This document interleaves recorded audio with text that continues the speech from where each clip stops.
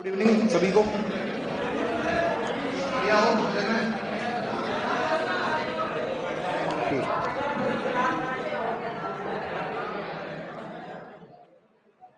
कहना चाह रहे हो खुल के कहो।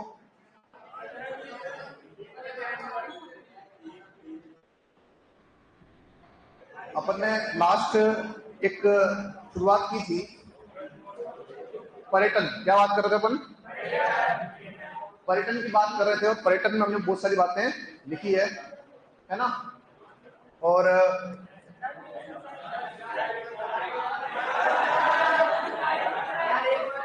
ऑन कैमरा पे ऐसा काम नहीं किया जाना चाहिए।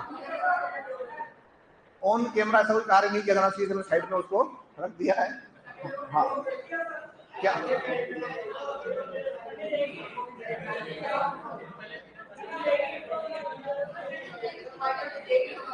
चाहे रामायण को बंद कर दी जाए तो अपन मैं देख लूंगा, मैं एडजस्ट कर लूंगा।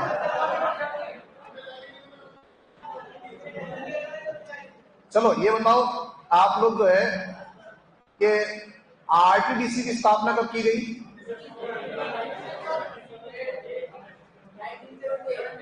ठीक है साहब। और एक संस्था जो ट्रेनिंग देने का काम करती है, प्रशिक्षण देने का कार्य करती है, वो कौन सी है? रीटमैन है। पर्यटन सलाहकार मंडल का अध्यक्ष कौन होता है? मुख्यमंत्री। सर्वाधिक विदेशी पर्यटक किस देश से आते हैं? कहाँ आते हैं? कहाँ आते हैं? जयपुर आते हैं। सर्वाधिक देशी पर्यटक कहाँ आते हैं? और देशी और विदेशी मिला के, अरे बस इतना जोर नहीं लगाना है। अच्छा ये बताओ मुझे, पतंग महोत्सव कहाँ मनाते हो? कहाँ मनाते हो? ऊंट महोत्सव बीकानेर में। हाथी महोत्सव, शीत महोत्सव, अच्छा, और ग्रीष्म महोत्सव, ठीक है। जिल महोत्सव कहाँ मनाते हो? जिल महोत्सव, जिल महोत्सव है आपका उदयपुर में। था नहीं लेकिन आपको याद होना चाहिए। जिल महोत्सव कहाँ मनाते हो? उदयपुर मनाते हो। एक मुझे बताओ, थार महोत्सव कहाँ मनाते हो? और मरु महोत्सव?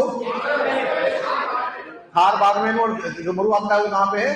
जैसलमेर है। पहले थार मनाओगे मरु मनाओगे? पहले क्या मनाओगे? थार मनाओगे, है ऐसा कि पहले मरु मनाओगे? जनवरी फरवरी में मरु मनाओगे और फिर फरवरी मार्च में थार महोत्सव मनाओगे। बड़ी तीज कहाँ मनाते हो? बड़ी तीज जो है बूंदी में। कहाँ पे है? और छोटी वाली वो जयपुर में। जानना। अब हम जो बात कर रहे हैं, कल हमने बहुत सारी बातें कर ली है। एक हमने कल लिखा था पर्यटन स्लोगन जो हमारा है वो कौन सा है? वो है हमारा पधारो हमारे देश। अब जो पधारो हमारे देश हमारा स्लोगन है, इसके बाद हम एक तो इसमें बात जोड़ेंगे कि ये तो हो गया स्लोगन। एक आपका है पर्यटन आपका शुभंकर, या जो आपका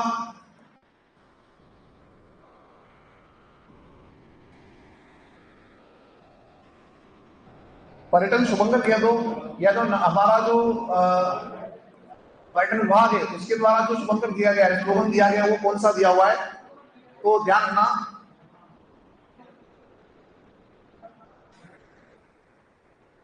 राजस्थान भारत का अतुल्य राज्य है ना। अतुल्य राज्य क्या लिखा हुआ है?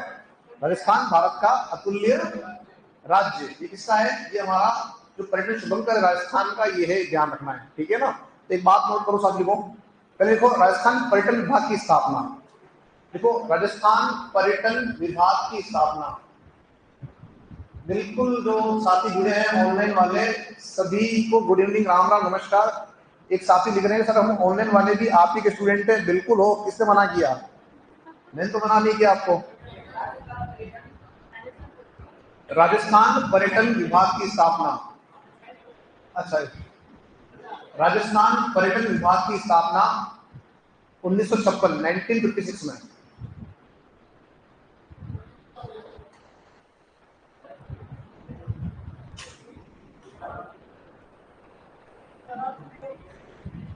कई बार क्या होता है कि दोनों चीजें, यानी कि जो आपका पर्यटन विभाग है वो प्लस आप आरटीडीसी, दोनों को सेम मान लेते हैं, दोनों अलग अलग है, एक नहीं है। दोनों क्या है? अलग अलग है, एक नहीं है। आगे देखो नेक्स्ट, देखो राज्य के पर्यटन विभाग का शुभंकर, राज्य के पर्यटन विभाग का शुभंकर,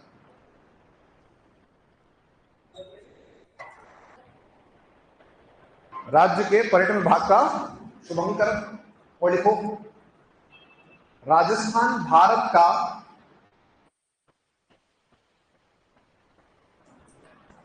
राजस्थान भारत का अतुल्य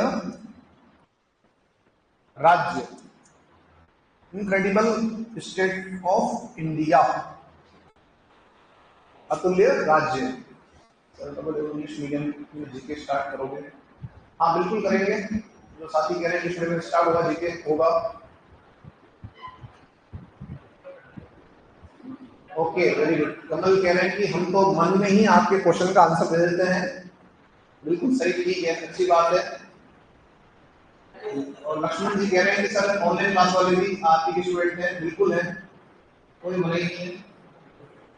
चलिए, आप लोगों के जो क्वेश्चन होते हैं ऑनलाइन वाले, आप कमेंट कर दे, देखता हूं मैं, उसका आंसर देता हूं, है ना, ऐसा नहीं कि नहीं देता हूं, बस नाम क्लियर लेते हैं तभी आंसर दे देते हैं। तो ये अपनी बात हो चुकी है शुभंकर और आपके जो विभाग आपका है उसकी स्थापना की। अब यहां से हम आगे बढ़ते हैं। कल हमारे कुछ बातें रह गई थी, उनको हम पूरी करते हैं। जैसे कि हमने कुछ संस्थाएं देखी थी, अब उनको जो है त्रिकोण और ये सर्किट लिखने बाकी थे। तो आप लिखना स्टार्ट करेंगे पहले पर्यटन त्रिकोण, पर्यटन त्रिकोण। तो कल दो त्रिकोण मैंने बताए थे आप लोगों को। एक बताया था स्वर्णिम त्रिकोण, क्या बताया था? स्वर्णिम त्रिकोण, इसको हम कहेंगे इंग्लिश में गोल्डन ट्रायंगल। स्वर्णिम त्रिकोण यार का गोल्डन ट्रायंगल। और इसमें हमने बात की थी कि साहब इसमें क्या आएगा? दिल्ली, जयपुर और आगरा। कल मैंने बताया भी था कि क्यों इनको बनाओगे आप लोग। तो इसके बनाने के पीछे ये रीजन है ताकि कोई व्यक्ति अगर मान लो दिल्ली आ रहा है तो वो कहां तक आ जाए? वो आ जाए आपके जयपुर से आपका आगरा जो है वो भ्रमण कर ले। पर एक बार अगर जयपुर आ गया और राजस्थान का कल्चर समझ में आ गया तो ऑटोमेटिक क्या हो जाएगा? वो आपका जो अन्य स्थान राजस्थान के वहां पे वो आएगा। एक आपका जो है मरु त्रिकोण, क्या था? मरु त्रिकोण था। और जो मरु त्रिकोण आपका था उसमें अगर आप बात करेंगे तो क्या आएगा? जैसलमेर, बीकानेर और जोधपुर। जैसलमेर, बीकानेर और आपका जोधपुर। बाड़मेर इसमें नहीं आता है, बाड़मेर आएगा सर्किट में। किसमें आएगा? सर्किट में। नोट कर लें, स्वर्णिम त्रिकोण और आपका मरु त्रिकोण, स्वर्णिम त्रिकोण और आपका मरु त्रिकोण। फर्स्ट टाइम बोली थी मैंने राजस्थान पर्यटन विभाग की स्थापना, ठीक है, 1956। और एक आपका जो था उसका शुभंकर, जो ऑनलाइन पूछ रहे साथी,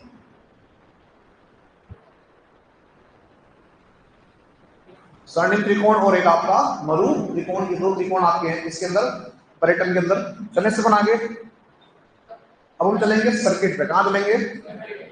जैसे हमने त्रिकोण पढ़ लिया, हम चलेंगे कहां पे? सर्किट चलेंगे। तो सर्किट में जैसे अभी हम पढ़कर आए थे आपका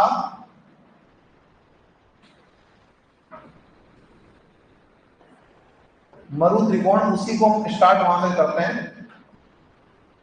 यहां अगर आप देखेंगे तो हम ये जो बात कर रहे हैं सर्किट, ये सर्किट कौन से हैं? ये पर्यटन के सर्किट है, ये आपके पर्यटन के सर्किट है। इसमें अगर हम बात करें कि राजस्थान को हम ऐसे अगर बांट दें 4 टुकड़ों में, तो आप देख पाएंगे कि राजस्थान के 4 दिशाओं के अंदर अलग अलग अलग अलग जो आपके हैं, क्या है?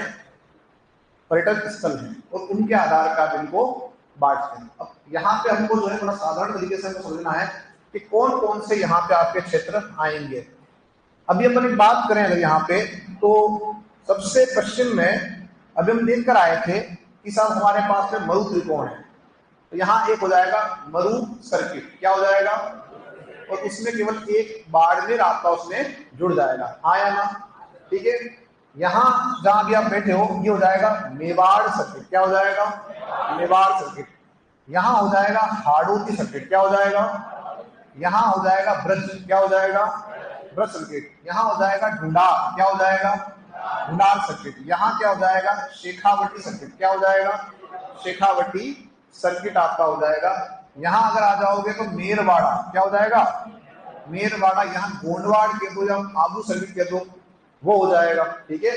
अब यहाँ अगर आप जब देख रहे हो कि ये सर्किट आपके यहाँ पे मिल रहे हैं, देखो यहाँ पे मरु हो गया, शेखावटी हो गया, ब्रज हो गया, हाड़ौती तो देख लिया। इसके बाद हम यहाँ देखें तो मेरवाड़ा, मेवाड़, आपका गोंडवाड़, ठीक है। वागड़ को मैं अलग रखा हूँ, वागड़ को यहाँ पे काउंटर नहीं कर रहा हूँ। इसके अंदर हम बात करें, यहाँ एक आपका जो है इस वाले इलाके में एक सर्किट अपन और इसमें ऐड करेंगे। यहाँ पे अगर आप देखें तो ये हो गया आपका ढूंढार, यहाँ आपका जो है मेवात कह दो, ठीक है। कौन सा कह दोगे, मेवात आप कह सकते हो उसको।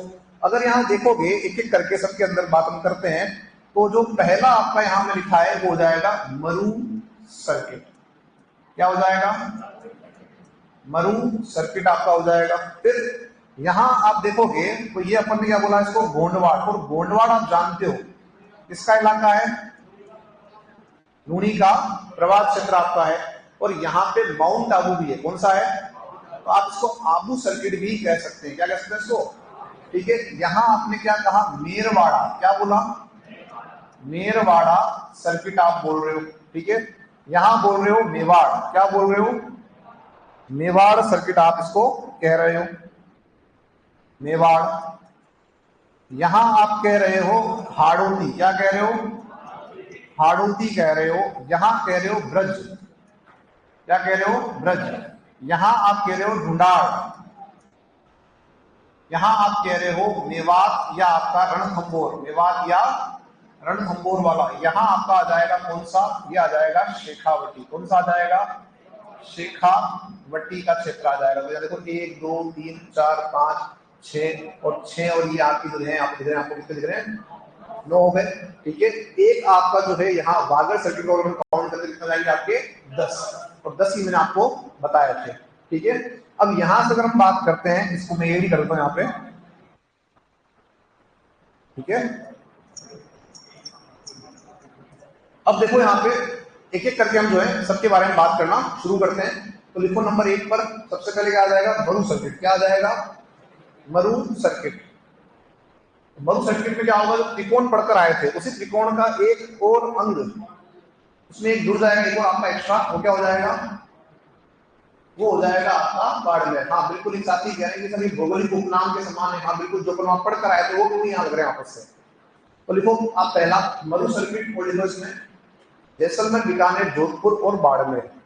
जैसलमेर, बीकानेर, जोधपुर और बाड़मेर। नया क्या हो गया फिर आपका बाड़मेर, जैसलमेर, बीकानेर, जोधपुर और आपका बाड़मेर, बाड़मेर, ठीक है। जैसलमेर आपका जो है, बीकानेर आपका हो जाएगा और बाड़मेर आपका हो जाएगा। नेक्स्ट फॉर्मूला जो आपका आ रहा है शेखावटी, क्या आ रहा है, शेखावटी आ रहा है। और शेखावटी में क्या हो जाएगा आपका, सीकर, चूरू, झुंझुनू, सीकर, चूरू, झुंझुनू, सीकर, चूरू, झुंझुनू, सीकर, चूरू, झुंझुनू। सीकर में कुछ है क्या देखना है, क्या है बताओ, हवेलियां है और कुछ मंदिर है वहां पे, जिन माता का मंदिर है और खाटू श्याम जी है, वेरी गुड। झुंझुनू में क्या है, झुंझुनू में क्या है, ठीक। चूरू में कुछ है, वेरी गुड। चलो आगे बढ़ते हैं यहाँ से। Next formula Braj circuit. इसमें थोड़ा सा तो मैं आपको यहाँ पे डाल दूं, उसको ब्रज सर्किट। क्या पढ़ रहे हैं अपन, ब्रज सर्किट। ब्रज सर्किट कहाँ आएगा, आपके भरतपुर और आपका धौलपुर। ब्रज में करना भरतपुर और आपका धौलपुर। ब्रज सर्किट में कीजिएगा भरतपुर और आपका धौलपुर जो क्षेत्र है वो किसमें आएगा, ब्रज सर्किट में आपका आएगा। ब्रज सर्किट में क्या आएगा दोस्तों, भरतपुर और आपका धौलपुर। भरतपुर और आपका धौलपुर बताया था मैंने आपको, जब पढ़ाया था मैंने क्या कहा था कि इनकी जो संस्कृति है वो कैसी है, वो आपकी उत्तर प्रदेश के समान है ना। और इन्होंने जब कहा भी था कि हमको कहाँ जाना है, हमको जाना है आपका यूपी में जाना है ना, कि हमारा कल्चर वैसा है। फिर एक आपका और है मेवात सर्किट। मेवात सर्किट, और जो मेवात सर्किट आपका है वो कहाँ आ जाएगा, वो आ जाएगा आपके साथियों अलवर और भरतपुर। ठीक है, मेवात सर्किट।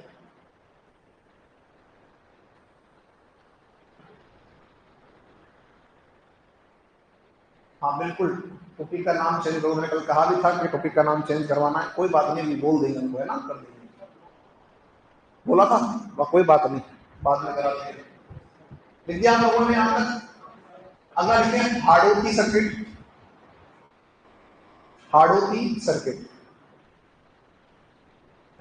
हाड़ौती सर्किट में क्या आ जाएगा, कोटा संभाग। क्या आ जाएगा, कोटा संभाग। और जानते हैं कोटा संभाग में जिले 4 ही आते हैं, कोटा, बूंदी, बारा और झालावाड़। कोटा में कुछ निकला है, रिवर फ्रंट है और मेला बढ़ता है, ठीक है। और आज सेवन वंडर पार्क है। अच्छा, अरे बूंदी में क्या है, ऐसे ऐसे यहाँ पे ना तो संसद चल रही है, विधानसभा चल रही है, आंसर आप तरीके से देंगे। तारागढ़ है, ठीक है। झालावाड़ में राजौरी का दुर्ग है। और 12 में, 12 में मैंने आपको एक लिखवाया था, आपको याद आ रहा होगा, भौगोलिक स्थल है ना, क्रेटर बताया था हमने, क्रेटर। हाँ, ये ध्यान रखना। चलो आगे बढ़ो, नेक्स्ट लिखो मेरवाड़ा सर्किट।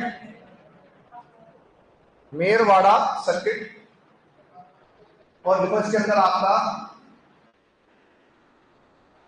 अजमेर, पुष्कर, मेड़ता और नागौर।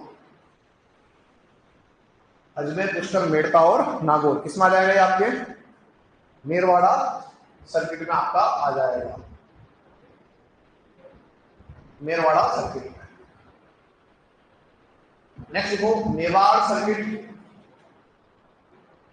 मेवाड़, मेवाड़ सर्किट। और मेवाड़ जहां भी आप बैठे हो, तो उदयपुर, उदयपुर राजसमंद, उदयपुर राजसमंद, राजसमंद, उदयपुर राजसमंद, चित्तौड़, उदयपुर राजसमंद, चित्तौड़, भीलवाड़ा। ठीक है, उदयपुर राजसमंद, चित्तौड़, भीलवाड़ा किसमें आएंगे, आपकी मेवाड़ सर्किट में आपका आएगा। कितने हुए सर्किट आपके, 7 हुए, 7 ही हुए अभी तक। अगला लिखो नेक्स्ट, देखो गोंडवाड़ सर्किट। क्या लिखोगे, गोंडवाड़ सर्किट। और देखो गोंडवाड़ में आप, ये लूनी का क्षेत्र है, आपको बताया था मैंने। इसको देखो गोंडवाड़ में आपका पाली, सिरोही और जालोर। पाली, सिरोही और आपका जालोर। पाली, सिरोही और आपका जालोर किसमें आ जाएगा, ये गोंडवाड़ सर्किट में आपका ये आएगा। पाली, सिरोही और आपका जालोर किसमें आ जाएगा, गोंडवाड़ सर्किट में आपका आएगा। लिख दिया अभी हमने जो बात की है उसमें हमने अभी देखा है कि एक तो हम पढ़ चुके हैं, कौन सा वाला, मरु। कौन सा पढ़ चुके हैं, मरु सर्किट हम पढ़ चुके हैं। एक हम पढ़ चुके हैं गोंडवाड़। क्या पढ़ चुके हैं, एक हम पढ़ चुके हैं आपका मेरवाड़। क्या पढ़ चुके हैं, एक हम पढ़ चुके हैं मेवाड़। एक हम पढ़ चुके हैं हाड़ौती। एक हम पढ़ चुके हैं ब्रज, पढ़ा ब्रज, ढूंढाड़ नहीं पढ़ा, नहीं आया ना ढूंढाड़। देखो नंबर नेक्स्ट पे ढूंढाड़, ढूंढाड़ लिखो 90 नंबर पे आएगा, 9 नंबर है ये। हाँ लिखो ढूंढाड़ में, ढूंढाड़ आप जानते हो मैंने बताया था, ढूंढाड़ क्षेत्र में कौन आएगा आपका, जयपुर और आपका दौसा आएगा। और क्यों कहते हैं ढूंढाड़, नदी कौन सी बह रही है, ढूंढ, ये सब बात हो चुकी है ना। देखो जयपुर दौसा, देखो ढूंढाड़ में जयपुर दौसा, जयपुर और आपका दौसा कहां आ जाएगा ये, ढूंढाड़ सर्किट में। अगला लिखो नेक्स्ट नंबर आपका जो है 10 पर, एक काम करना 10 पे यहां पर देखना, एक सर्किट अपन इसमें और जोड़ रहे हैं, यहां इसको ऊपर लिखेंगे 11 पे ना, एक आप यहां जोड़ेंगे। लिखो नंबर आपका 10 पे रणथंभौर, क्या लिखोगे, Ranthambore circuit, Ranthambore circuit, Ranthambore circuit. Ranthambore कहां आता है, सवाई माधोपुर, और उसके पास में जिला कौन सा आ रहा है, करौली। देखो सवाई माधोपुर और आपका करौली, सवाई माधोपुर और आपका करौली, सवाई माधोपुर और आपका क्या जाएगा, करौली। अब देखो यहाँ पे जो हमने लिखा है अभी रणथंभौर सर्किट, जिसमें हमने 2 जिले आपके यहाँ पे ऐड कर दिए, कौन कौन से ऐड किए, आपका सवाई माधोपुर और आपका करौली कर दिया। तो सवाई माधोपुर में आप रणथंभौर देख रहे हो, रणथंभौर के अंदर हमने बहुत सारी बातें लिखी थी, है ना, करौली के अंदर भी आप बहुत सारी बातें लिख कर आए थे। तो ये सब जो है वहां के पर्यटक आकर्षण स्थल है। अब जो अन्य है, इनके अलावा 10 तो ये आपने मेजर बना दिए, इनके अलावा हमारे पास अन्य सर्किट भी हैं जिनकी हम बात यहाँ पे करेंगे। तो मैं इसको जो है यहाँ से वागड़ को हटा देता हूँ, ये अन्य में आएगा, किसमें आएगा, अन्य में आएगा। तो अपन इसके अन्य की व्यवस्था भी अलग से कर देंगे। चलते हैं यहां से आगे, जो हमारे पास में अन्य सर्किट है वे कौन कौन से हैं। अन्य सर्किट जिनको विकसित किया जा रहा है, क्या कर रहे हैं, विकसित कर रहे हैं, ठीक है, ताकि जो पर्यटक आपके हैं वो पर्यटक आपके इन क्षेत्रों में आए। जैसे मैंने एक बताया था आपको, जब मैंने पढ़ाया था आपका जो है दक्षिण पूर्वी पठारी भाग, तब मैंने कहा था डग गंगदल क्षेत्र, और मैंने बताया था कि डग क्षेत्र को विकसित कर रहे हैं, किस रूप में कर रहे हैं, हम कर रहे हैं बुद्धा सर्किट के रूप में, हाँ या ना, ताकि जो बौद्ध धर्म के ये हैं अनुयायी मानने वाले, वो यहाँ पे आपके जो है दर्शन के लिए आए। बताया था, नहीं बताया था। तो आपके जो अन्य सर्किट है उनमें से एक सर्किट अभी आप देख रहे थे वागड़, क्या देख रहे थे, अच्छा वागड़ सर्किट में जो है ध्यान रखना कि वागड़ सर्किट में क्या आएगा, वागड़ सर्किट में केवल डूंगर मासोड़ा नहीं, डूंगर मासोड़ा के साथ में उदयपुर को काउंट करेंगे। क्यों करेंगे साहब, क्योंकि उदयपुर का जो दक्षिणी भाग है वो वागड़ है, और इस इलाके में अगर आप देखोगे तो ऋषभ देव का मंदिर, किसका मंदिर है, ऋषभ देव का मंदिर है। हालांकि समुद्र अब से अलग हो चुका है, अगर इसको देखा जाए तो जयसमंद झील वो आपकी इस क्षेत्र में आ रही है। यहाँ जो है शक्तिपीठ भी आपका है इडाणा माता करके, तो वहां भी लोग जो है वहां जाते हैं। तो ये है। उसके बाद जो डूंगरपुर आपका है और जो बांसवाड़ा है वो तो प्रॉपर क्या आपका आ रहा है, वागड़ में आ रहा है। डूंगरपुर में अगर हम बात करें तो क्या क्या मिलता है आपको वहां पे, एक तो मिलता है बेणेश्वर, हम पढ़कर आए थे, माघ पूर्णिमा मेला पड़ता है, और एक आपका है वहां पे देव सोमनाथ, क्या है वहां पे, देव सोमनाथ का मंदिर है। और इसके अलावा और भी आपके वहां पे छोटे मोटे जो है छोटे बड़े आपके जो है स्थल है, ठीक है। बांसवाड़ा के अंदर क्या मिलता है आपको, माही डैम, क्या मिल रहा है, माही डैम मिल रहा है। उसके अलावा भी उसके आसपास और भी आपकी जो है पर्यटक स्थल है, छोटे मोटे, वहां भी जो है बहुत सारे पर्यटक स्थल आपके बने हुए हैं। अच्छा डूंगरपुर में एक बात आपने पढ़ी थी, गलियाकोट, याद आ रहा है, तो गलियाकोट में पढ़कर आए थे। ये सब क्या है, ये सब आके आपके पर्यटक स्थल है। तो अगर हम बात करें वागड़ के अंदर, तो वागड़ में आप उदयपुर को शामिल करेंगे क्योंकि करना ही पड़ेगा, दक्षिणी भाग उदयपुर का वागड़ है, और साथ ही में डूंगरपुर और जो बांसवाड़ा आपका है यह आपका साथियों इसमें आएगा। फिर अगर हम बात करें यहाँ पे नंबर 2 पे, तो एक मैंने भी आपको बताया था बुद्ध सर्किट या बुद्धा सर्किट, बुद्ध कह दो या बौद्ध धर्म का है तो बौद्ध कह दो, बौद्ध सर्किट के नाम से इसको हम जानेंगे। मैंने कहा था कि 2 स्थानों को इसमें डेवलप कर रहे हो। 2 स्थान कौन कौन से हैं बताओ, तो 2 स्थानों में एक तो है डग, कौन सा है आपका, डग कहाँ आता है, झालावाड़ में। डग कहाँ आ रहा है, डग झालावाड़ के अंदर आ रहा है, ठीक है, डग झालावाड़ में। और एक आपका आ जाएगा विराट, याद आ रहा है? विराट कहाँ आता है? कहाँ आता है? वर्तमान के अंदर कोटपुतली के अंदर आता है, ये ध्यान रखना। इन दो स्थानों को आप जो है बुद्ध सर्किट के रूप में डेवलप कर रहे हो, ताकि जो दक्षिण पूर्वी एशियाई देश जो हैं वहां के जो बौद्ध धर्म को मानने वाले लोग हैं वो राजस्थान के अंदर आए। इसी तरह से आप जो है भगवान श्री कृष्ण के मंदिर हमारे यहाँ हैं, तो हम क्या कर रहे हैं, हम कृष्णा सर्किट आपका जो है विकसित कर रहे हैं। क्या कर रहे हैं? कृष्णा सर्किट जो आपका है वो कर रहे हैं विकसित, ताकि जो कृष्ण भगवान के मंदिर हैं उन तक जो है लोग आपके पहुंचे। अब हम यहाँ बैठे हुए हैं तो हमारे यहाँ पे निकट में श्रीनाथ जी का मंदिर है, हाँ या ना? तो हम ये कह सकते हैं श्रीनाथ जी का मंदिर जो नाथद्वारा है वो आपका इसमें आ जाएगा।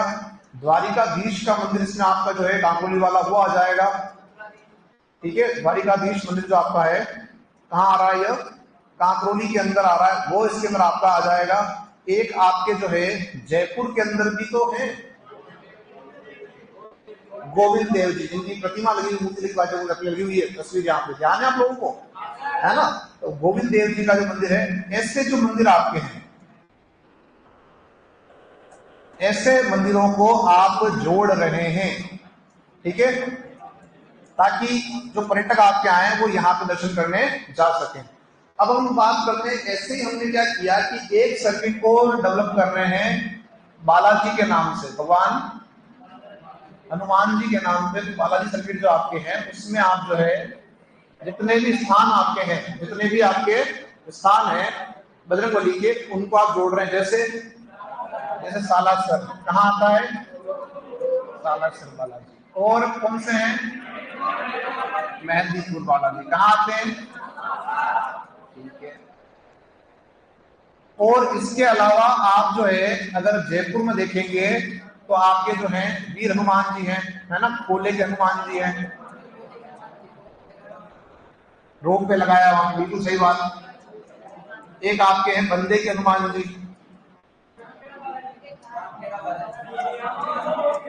हाँ बिल्कुल। तो ऐसे जो अन्य स्थान है उनको भी इसमें आप ऐड कर रहे हैं ताकि पर्यटक यहाँ पे आपके जाएं। तो ये अन्य सर्किट हमारे हैं जो उन 10 के अलावा विकसित किए जा रहे हैं ताकि यहाँ पे भी पर्यटक आपके जाएं, ठीक है। तो लिखो अन्य सर्किट और इनको उतारो।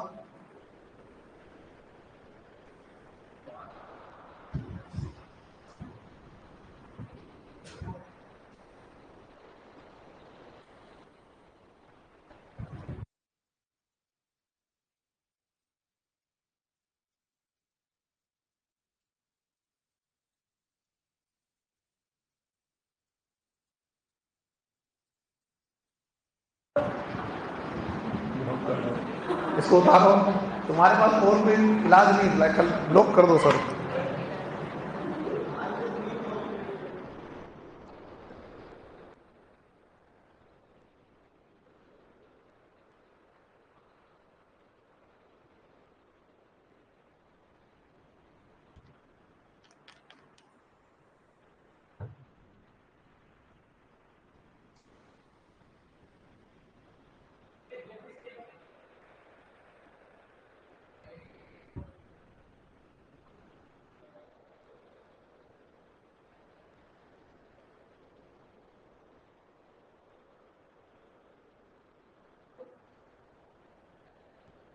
क्या लिख दिया सर?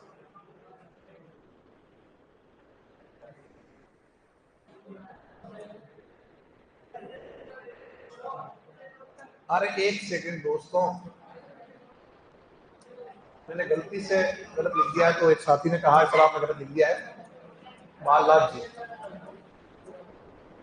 वो तुम लिखा गलत, ठीक, चले तारे।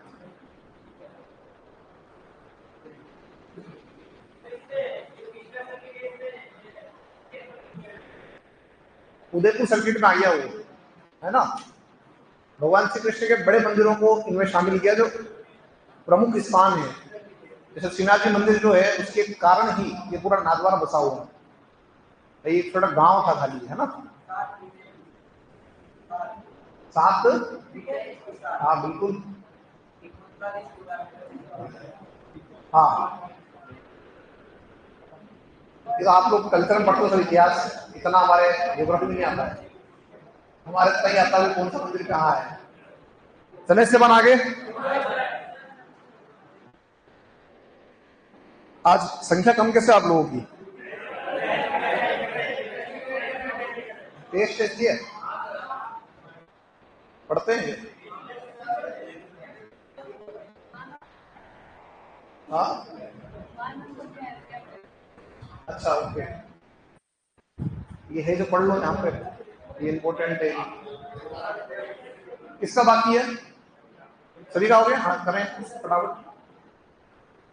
अब देखो सर्किट आपने पढ़ लिए, आपने त्रिकोण पढ़ लिए, अब हम चलते हैं आगे कि एक बात अभी होती है रोपवे की। मैंने कहा था रोप पढ़ूंगा मैं आपको जब हम पढ़ेंगे पर्यटन, कहाँ कहाँ रोपवे लगे हुए ये पूछ सकता है, ठीक है भाई, कोई विशेष बात आपसे नहीं पूछता है।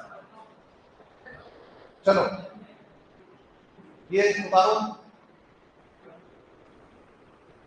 बालाजी सर्किट, चाहती है ना दिवाली से पहले फ्री कर दो, सब फ्री हो आप, हो जाओगे, वैसे भी कर दूंगा कोर्स आपका।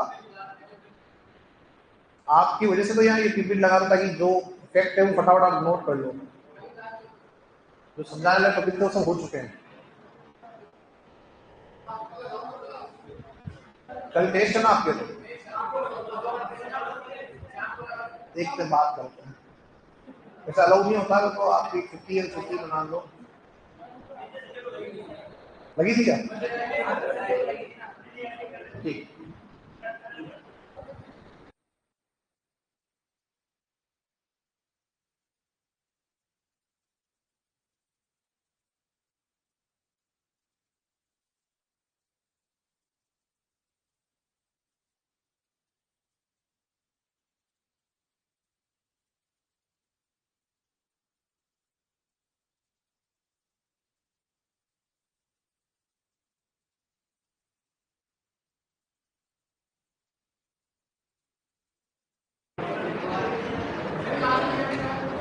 ये लिखा है बंधे के बालाजी, एक तो खुले हुए हैं एक बंधे हुए हैं।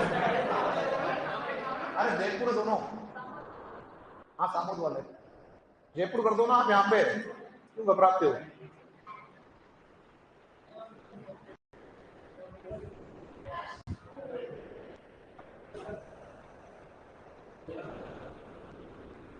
कंप्लीट है सभी का? किसका बाकी है?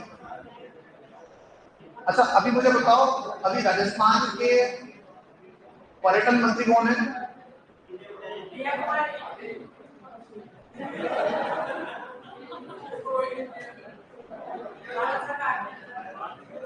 पर्यटन मंत्री कौन है अपने अभी? ये चीजें सुन लो, ये अपडेशन आप जो है अपने स्तर पे करते रहना, है ना। शेखावत है ना, शेखावत है ना, तो ये थोड़ा सा जो आपको है ये अपडेशन आपके होना चाहिए। सेंटर में है राजस्थान में कौन? दिया कुमारी, उसके पास है प्रभार, प्रभार है एग्जाम होना। चलो बिल्कुल सही कह रहा था वो, प्रभार है उसके बाद में। चलो आगे बढ़े यहाँ से, अभी बता देंगे सॉफ्टवेयर, देखना पड़ेगा आपको यार, तुमने मैंने बताया, तुमने कहा सेंटर में वो प्रभार शायद जो है दिया तुम्हारे पास है, पर फिर भी अपन इसको करंट अभी देख लेंगे इसको, ना। यहाँ तक क्लियर है आप लोगों का? इसमें चलता नेट?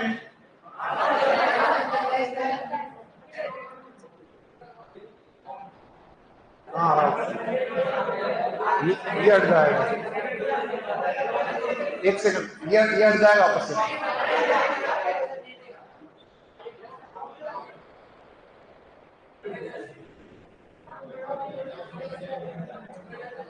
ये वैसे आप लोग अपने स्तर पे चेक करना, है ना, सही है ना, राइट है ना। अरे मुझे तो जहां तक ध्यान हुई है,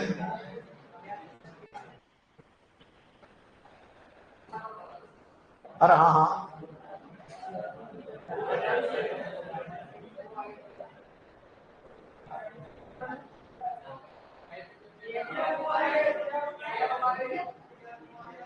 प्रभार प्रभार इनके पास है ना यार, ये है ना यार, तो ये तो सांसद है। दिया कुमारी को यरखा प्रभाव जहां तक आपका है।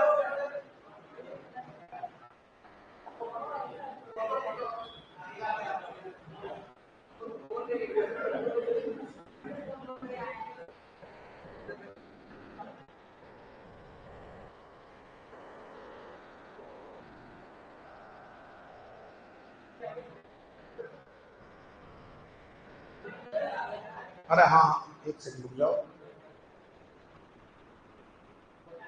देखो कोई चीज अगर डाउट में है तो उसको क्लियर करना जरूरी है आप लोगों के लिए, क्योंकि मैं पॉलिटिकल में नहीं हूँ।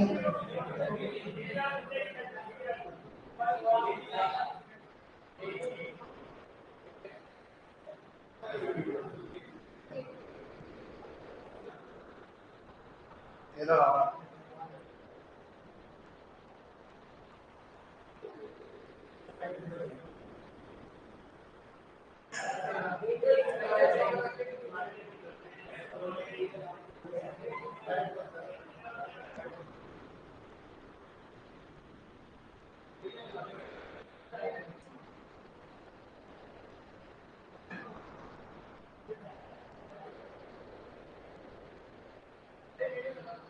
अच्छा,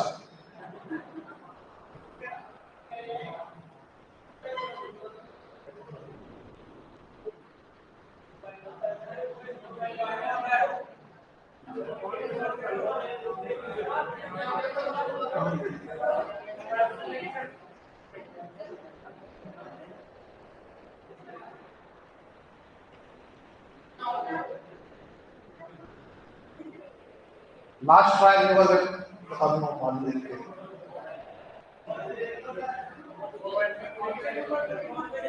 अरे हाँ, देख लेंगे।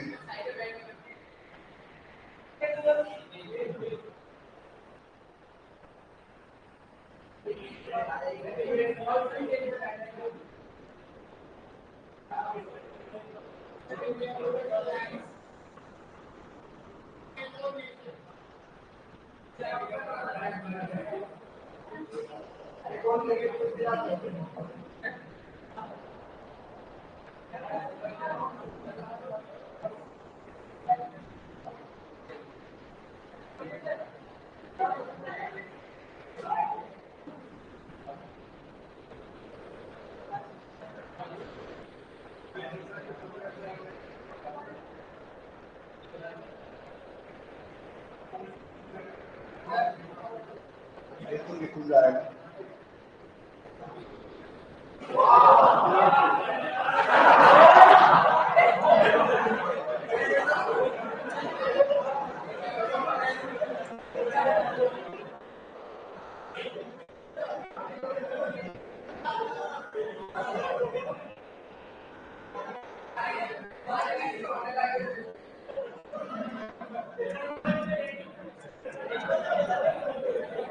चलो डालो रेडी के नेक्स्ट।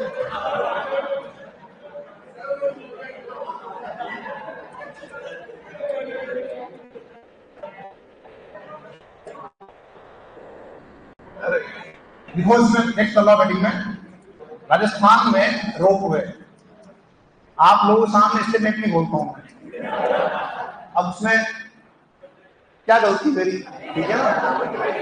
और आप लोग जो है नारायण प्रसाद दिया कुमारी है, तो दिया कुमारी का नाम भी आ रहा है। चलो देखेंगे।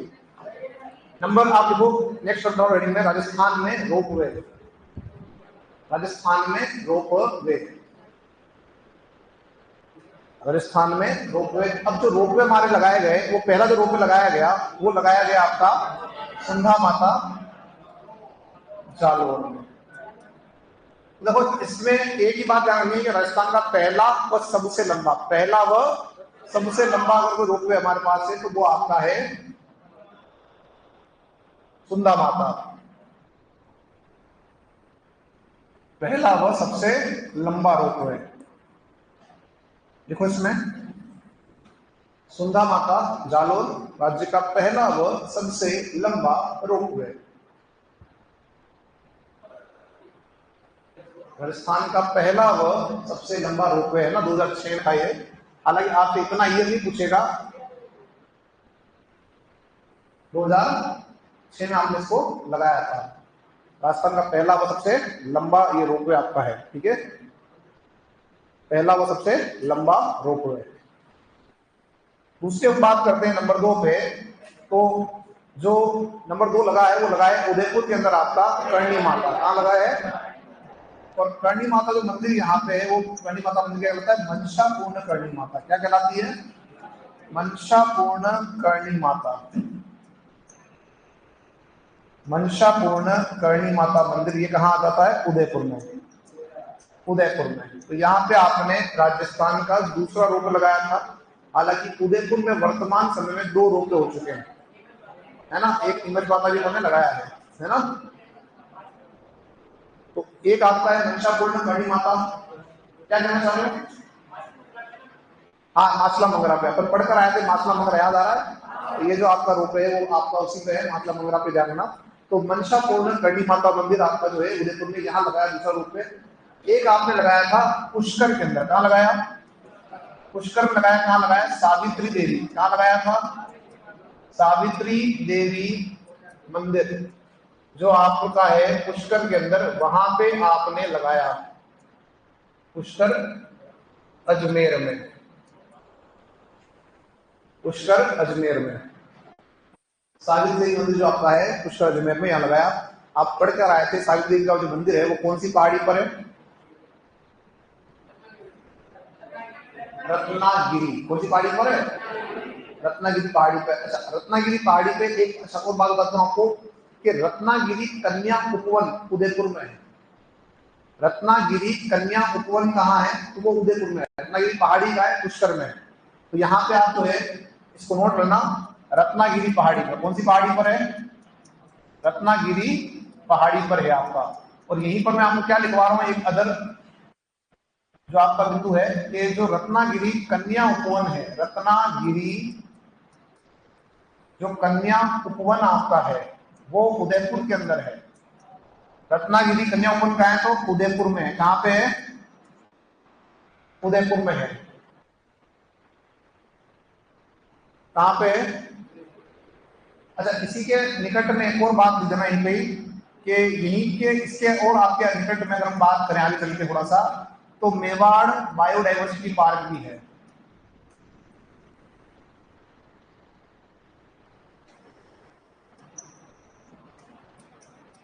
मेवाड़ बायोडाइवर्सिटी पार्क भी आपका उदयपुर में है। कहाँ पे है ये भी? उदयपुर। रत्नागिरी कन्या उपवन और जो आपका मेवाड़ बायोडाइवर्सिटी पार्क है वो भी आपका कहाँ जाएगा? उदयपुर में आ जाएगा। कहाँ जाएगा? उदयपुर में। मैंने कहा था कोई उपवन और जो है पार्क और ये गार्डन बहुत सारे हैं, ठीक है।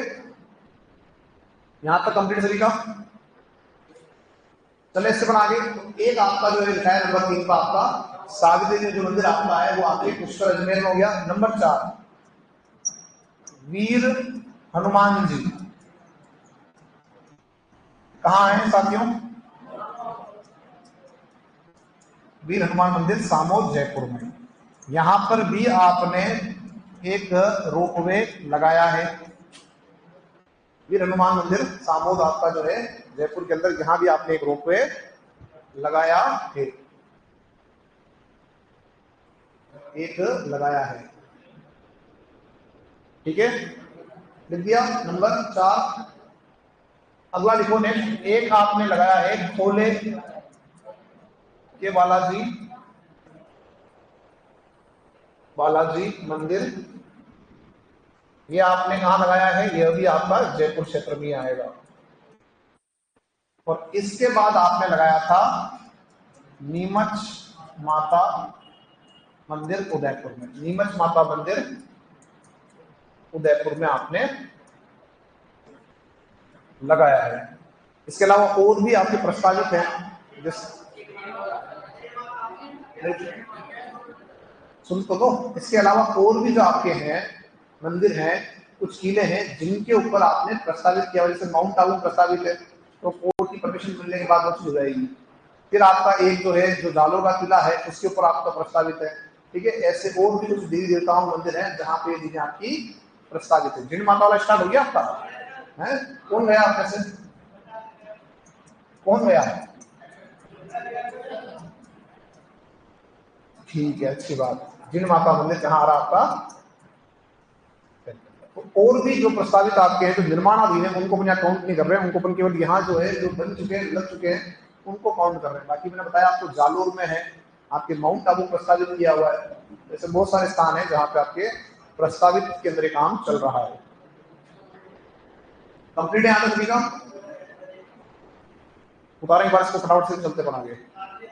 आपके एग्जाम से पहले भी थोड़ा सा अपडेशन देखो ना कि कोई मान लो नया कोई एग्जाम हो गया हो तो करंट अफेयर में आ सकता है, ठीक है ना। नया कोई अगर हुआ है तो वो आपके करंट अफेयर में आ सकता है। ये फैक्ट वाले जो पॉइंट होते हैं उनमें दिक्कत ये आती है कि अपडेशन अगर कुछ हो गया तो वहां आपको अपडेट होना पड़ेगा। ये वो नहीं है मानसून आ रहा है वही रहा है फिक्स है, ऐसा नहीं है। यहाँ पे आपका अपडेशन हो सकता है आगे। अब चले से बना गया इसका बाकी है। अब मैं आपसे वो बात करता हूँ कि यूनेस्को जो है उसकी जो धरोहर सूची है, तो यूनेस्को की धरोहर सूची में शामिल स्थल, धरोहर सूची में शामिल स्थल तो कौन कौन से ऐसे स्थल हैं जो आपके यूनेस्को की धरोहर सूची में शामिल है। तो आप ये देखें साथियों कि अगर हम बात करें तो मैंने आपको बताया था एक केवला देव, क्या बताया था? जो केवला देव आपका राष्ट्रीय उद्यान है वो एकमात्र ऐसा स्थान है जो जिसमें प्राकृतिक धरोहर में, किसमें आपका प्राकृतिक धरोहर में। तो अगर मैं आपसे बात करूं कि प्राकृतिक धरोहर में कौन आपका आ रहा है, प्राकृतिक धरोहर की सूची में आपका आएगा एकमात्र स्थान हमारा, वो आ जाएगा हमारा केवला देव राष्ट्रीय उद्यान, केवला देव राष्ट्रीय उद्यान। उसके बाद अगर हम बात करें सांस्कृतिक में, किस बात करें, जो एक और सूची हमारे पास है सांस्कृतिक धरोहर की, कौन सी सूची हमारे पास है? सांस्कृतिक धरोहर की जो सूची है उसकी अगर हम बात करें तो यहां पे आप देखेंगे कि एक आपका है जंतर मंतर, क्या आ रहा है? जंतर मंतर को आपने शामिल किया, ठीक है। और क्या शामिल किया आपने 6 किले शामिल किए। कितने किले शामिल किए? अब वो जो किले आपके हैं अगर हम उनको याद रखें तो कैसे याद रखेंगे? एक सिंपल सी बात, गाजर, चीकू, आम, ये आप कई बार पढ़ चुके होंगे। तो अगर हम बात करें सबसे पहले क्या आ जाएगा यहाँ पे? गागरोन। कहां आता है गागरोन? किन नदियों के संगम पर है? जैसलमेर में कौन सा है? सोनारगढ़। कौन सा है? सोनारगढ़ आपका है, जो आता है आपके कहां आता है? जैसलमेर में। एक आपका आता है रणथंबोर, कौन सा आता है? रणथंबोर। एक आपका है चित्तौड़, कौन सा है? चित्तौड़ सबसे बड़ा लिविंग फोर्ट। एक आपका है कुंभलगढ़, कौन सा है?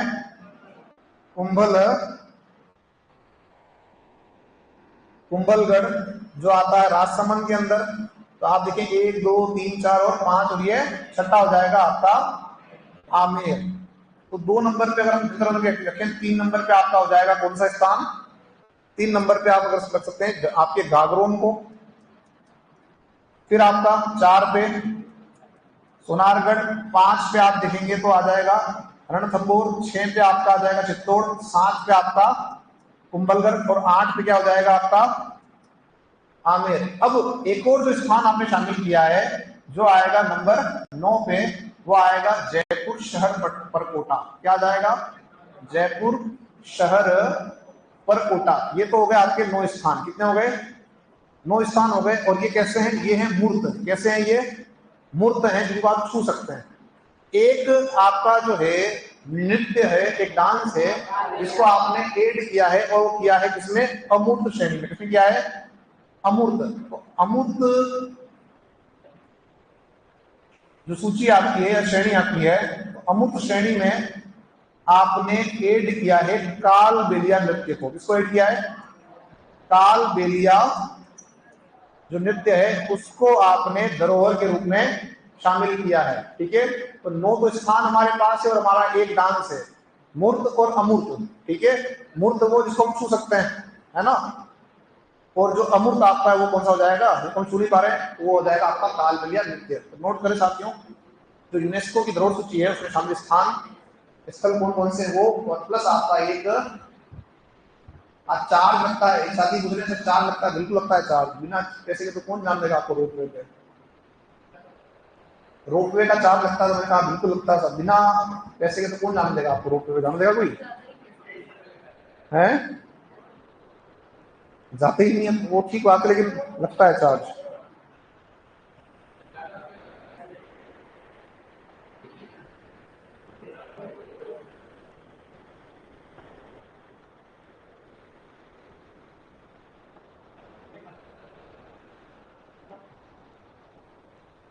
जल्दी करना इसको, फिर हम चलते हैं आगे, नए टॉपिक की बात करेंगे आज। जनगणना पढ़ लेते हैं आज, है ना, पॉपुलेशन वाला जो है।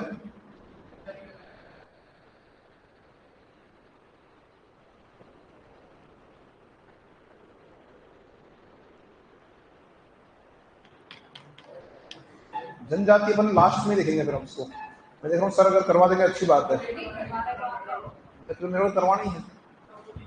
हाँ, बाद में करा दूंगा, मैं मना नहीं करता हूँ, मैं करवा दूंगा कल, मैं करवा ही दूंगा, उसको क्या है, मुझे करवाना है। जनजाति में देखो क्या है, मैंने बताया था आप लोगों को कि भाई वो कहाँ रहते हैं, क्या कृषि है, क्या पहनावा है, ये पहनावा तो आपने उसमें पढ़ लिया होगा तो, ठीक है, कोई उनका कोई मेला वेला भर रहा हो तो वो आपको देखना है, ठीक है भाई, अपन को पढ़ा दूंगा तो यही अपना नहीं पढ़ा, नहीं बस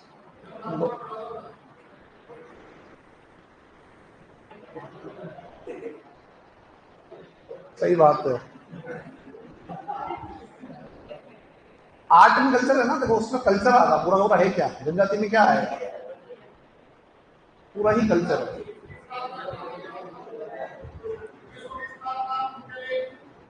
हाँ, यूनेस्को की जो है बात हमने पहले कर ली थी, अगर आपको याद आ रहा हो तो, मैंने क्वेश्चन भी दिया था कि यूनेस्को का मुख्यालय कहाँ है ना, पेरिस के अंदर आपका मुख्यालय है। इसकी फुल फॉर्म भी मैंने आपको जो है कहा था कि इसकी फुल फॉर्म आप जो है याद करना, तो कुछ लोगों ने लेके भी आए थे, कुछ लोग उन्होंने याद भी की थी, तो बताएगा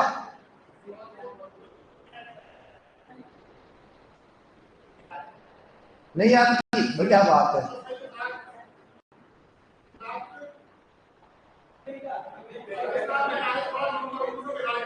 अरे मैंने आपको बताया था कि इसके हर एक अक्षर के अंदर एक आपका जो है मीनिंग छुपा हुआ है। हाँ, United Nation Educational and Scientific Cultural Organization, ये अपन ने बात पहले ही कर ली थी, ठीक है, बट आप में से कुछ लोग जो है वो लिख के आते हैं या ढूंढ के लेके आते हैं, और कुछ लोग जो है हम ढूंढते ही नहीं है कुछ। क्या हो गया, गागरोन के बाद सोनारगढ़, सोनारगढ़ किसका बाकी है, हाँ कुछ का बाकी है, आप कर लो। फिर अपन चलते हैं नए जो हमारा है आज का चैप्टर, वो है अपना जनगणना। तो पर्यटन में जो आपके मेले वेले हैं, वो त्योहार हैं, वो आप वहां पढ़ लोगे आर्ट एंड कल्चर में, जो घटनाक्रम में मैंने लिखवा दिया आपको, ठीक है, चीजें तो बहुत सारी हो जाती है, पर आप लोगों को ये जानना है कि यहाँ पे अपने को जो है कुछ ही बातें करनी थी। अच्छा, एक आपने पर्यटन में वो पढ़ा है ना, आपके शिल्पग्राम राजस्थान में पढ़ लिए, तीन तो हैं, बता दिए क्या, हाँ तो शिल्पग्राम आपके तीन हैं, ये हो गया आप लोगों का, मैं यहाँ लिख देता हूँ, मेंशन करता हूँ, शिल्पग्राम जो हमारे पास है वो हमारे पास है तीन, एक हमारे पास उदयपुर के अंदर है हवाला, हवाला जो गांव आपका है वो उदयपुर के अंदर है, ठीक है, जहां पे आपका जो है शीतकाल में मेला भरेगा, अभी भरेगा, ठीक है। दूसरा आपका जो है वो है पाल गांव, जो आपका है वो जोधपुर के अंदर आपका है, जहां ये आपका मेला बढ़ता है। तीसरा कहाँ है, कहां पे, पुष्कर में नहीं है कोई, पुष्कर में है कि नहीं है? एक आपका जो है वो पुष्कर के अंदर भी आपका ये लगता है, ये ध्यान रखना। ठीक है, ठीक है ना, तो ये ध्यान रखना। तो मूलतः आपके जो ज्यादा प्रसिद्ध है वो उदयपुर वाला है। कौन सा प्रसिद्ध आपका है?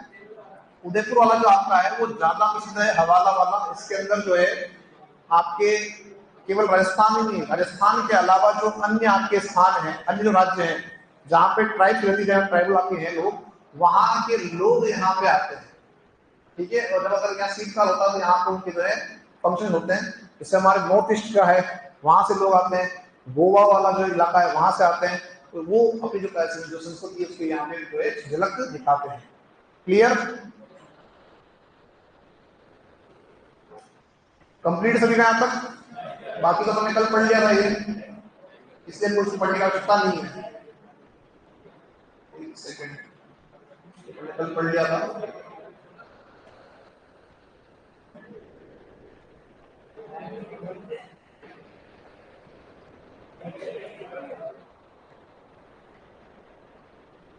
लिखा के पढ़ाने में टाइम लगता है। चलो नेक्स्ट डालो हेडिंग में जनगणना। क्या डालोगे हेडिंग में आप? नेक्स्ट जनगणना, सेंसस जिसे हम कह सकते हैं।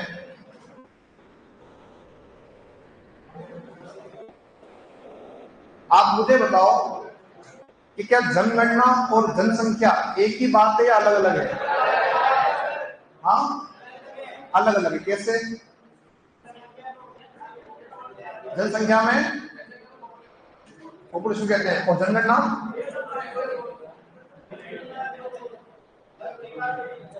चलो बात करते हैं यहाँ पे इसके बारे में।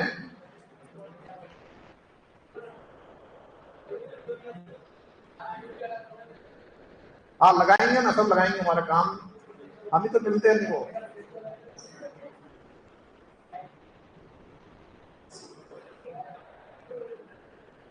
सारे कामों के अंदर टीचर्स को लगा दो बस,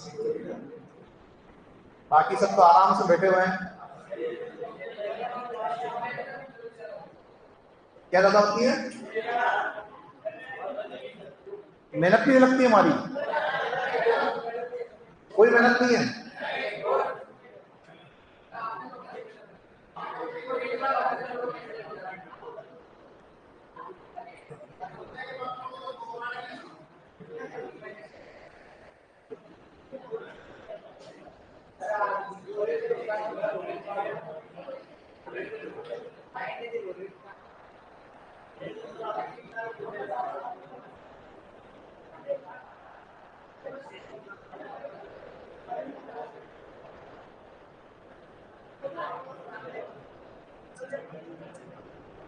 ऐसा है, आप लोगों को लगता है कि टीचर की लाइन में तो कुछ मेहनत तो है ही नहीं, आप है ना?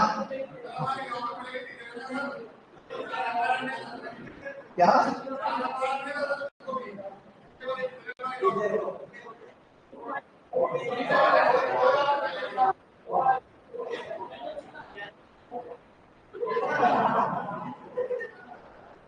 चलो आप जो है, आपको लगता है आप आओ से एक बार इसमें आओ, अभी प्रवेश तो करो, जैसे प्रवेश होगा तो पता लगेगा कि कैसे काम होता है। अभी तो हम क्या बाहर है तो दूर के ढोल हमको सुहान लगते हैं कि हाँ हम सब ये काम कर लेंगे, लेकिन जैसे आपकी एंट्री होगी तो पता लगेगा कि साहब कितने क्या है, कितने पापड़ बेलने पड़ते हैं। सुनो मेरी बात को, यहाँ दो बात हमने कही थी, एक तो है जनगणना, एक है जनसंख्या, दोनों को अलग अलग कर रखा है संविधान की सूची के अनुसार। जनसंख्या मैंने कहा कि साहब एक काम करते हैं कि काउंट करो कि आज कितने जो है स्टूडेंट उपस्थित हैं। ठीक है, काउंट कर लिया साहब, ये तो होगी जनसंख्या। क्या होगी? जनसंख्या हो गई। लेकिन अब क्या करना है, हमको कोई प्लानिंग करनी है। क्या करनी है? कोई प्लानिंग करनी है, तो वहां पे जनसंख्या काम नहीं आएगी। जैसे मान लो मैंने कहा कि काम करते हैं कि जितने आज उपस्थित हैं उनको नाश्ता करवाते हैं। सुन लो, करवाते हैं कहा है, करवा रहे हैं। अब क्या हुआ कि मैंने कह दिया, अब क्या हुआ कि हमने बोल तो दिया, अब प्लानिंग क्या हो रही है? नाश्ता कराने की प्लानिंग हो रही है, अब क्या करवाना है? तो मैंने कहा कि साहब जैसे मान लो कचौड़ी मंगानी, हो सकता है कि यहाँ पे कुछ ऐसे लोग हो जैसे हमारा तो फास्ट है, तुम्हारे नहीं है, ठीक। कुछ कहते हैं साहब हमको कचौरी पसंद नहीं है, ठीक है, सुन लो। अब क्या होगा कि कुछ लोग ये कहते हैं साहब मेरे तो तेल भी खाने के डॉक्टर ने मना किया, खा लेंगे, ठीक। अब यहाँ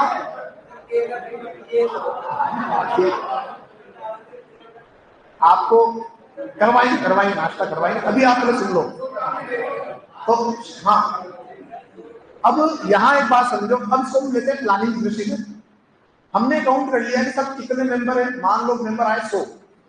अब उन 100 में से हमने छाटा कि कितने ऐसे मेंबर है जिनके पास के साथ, तो उन्होंने कहा हमारे 30 लोगों ने भेजा हमारे पास, उनके लिए कचौरी कैंसर, उनके लिए जोड़ लाएंगे, राइट। अब जो 70 बच्चे, तो 70 में से कुछ ने कहा सर मैं तो कचौरी खाऊंगा, समोसा खाऊंगा। अब उनमें से मान लो 25 लोगों ने भेजे कहते खाएंगे, ये खाएंगे, वो चलेगा उधर। फिर आप में से जो बचे हुए और लोग हैं, उनमें से किसी ने कह दिया सब मैं तेल चीज नहीं खाता, मेरे को फ्रूट मंगा देता, तो सब इसके वो मंगाया, हाँ, जो भी अवेलेबल होगा सस्ता वो।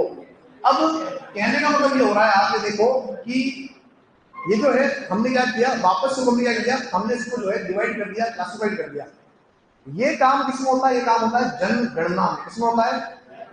जैसे जब हम बात करते हैं प्लानिंग की, तो हमने क्या किया कि काउंट करने के सब कितने लोग निवास कर रहे हैं राजस्थान में, हमने काउंट कर लिया। तो हमको ये देखना है कि कितने लोग ऐसे हैं जो रहते हैं गाँव के अंदर, और कितने लोग ऐसे हैं जो रहते हैं शहरों के अंदर।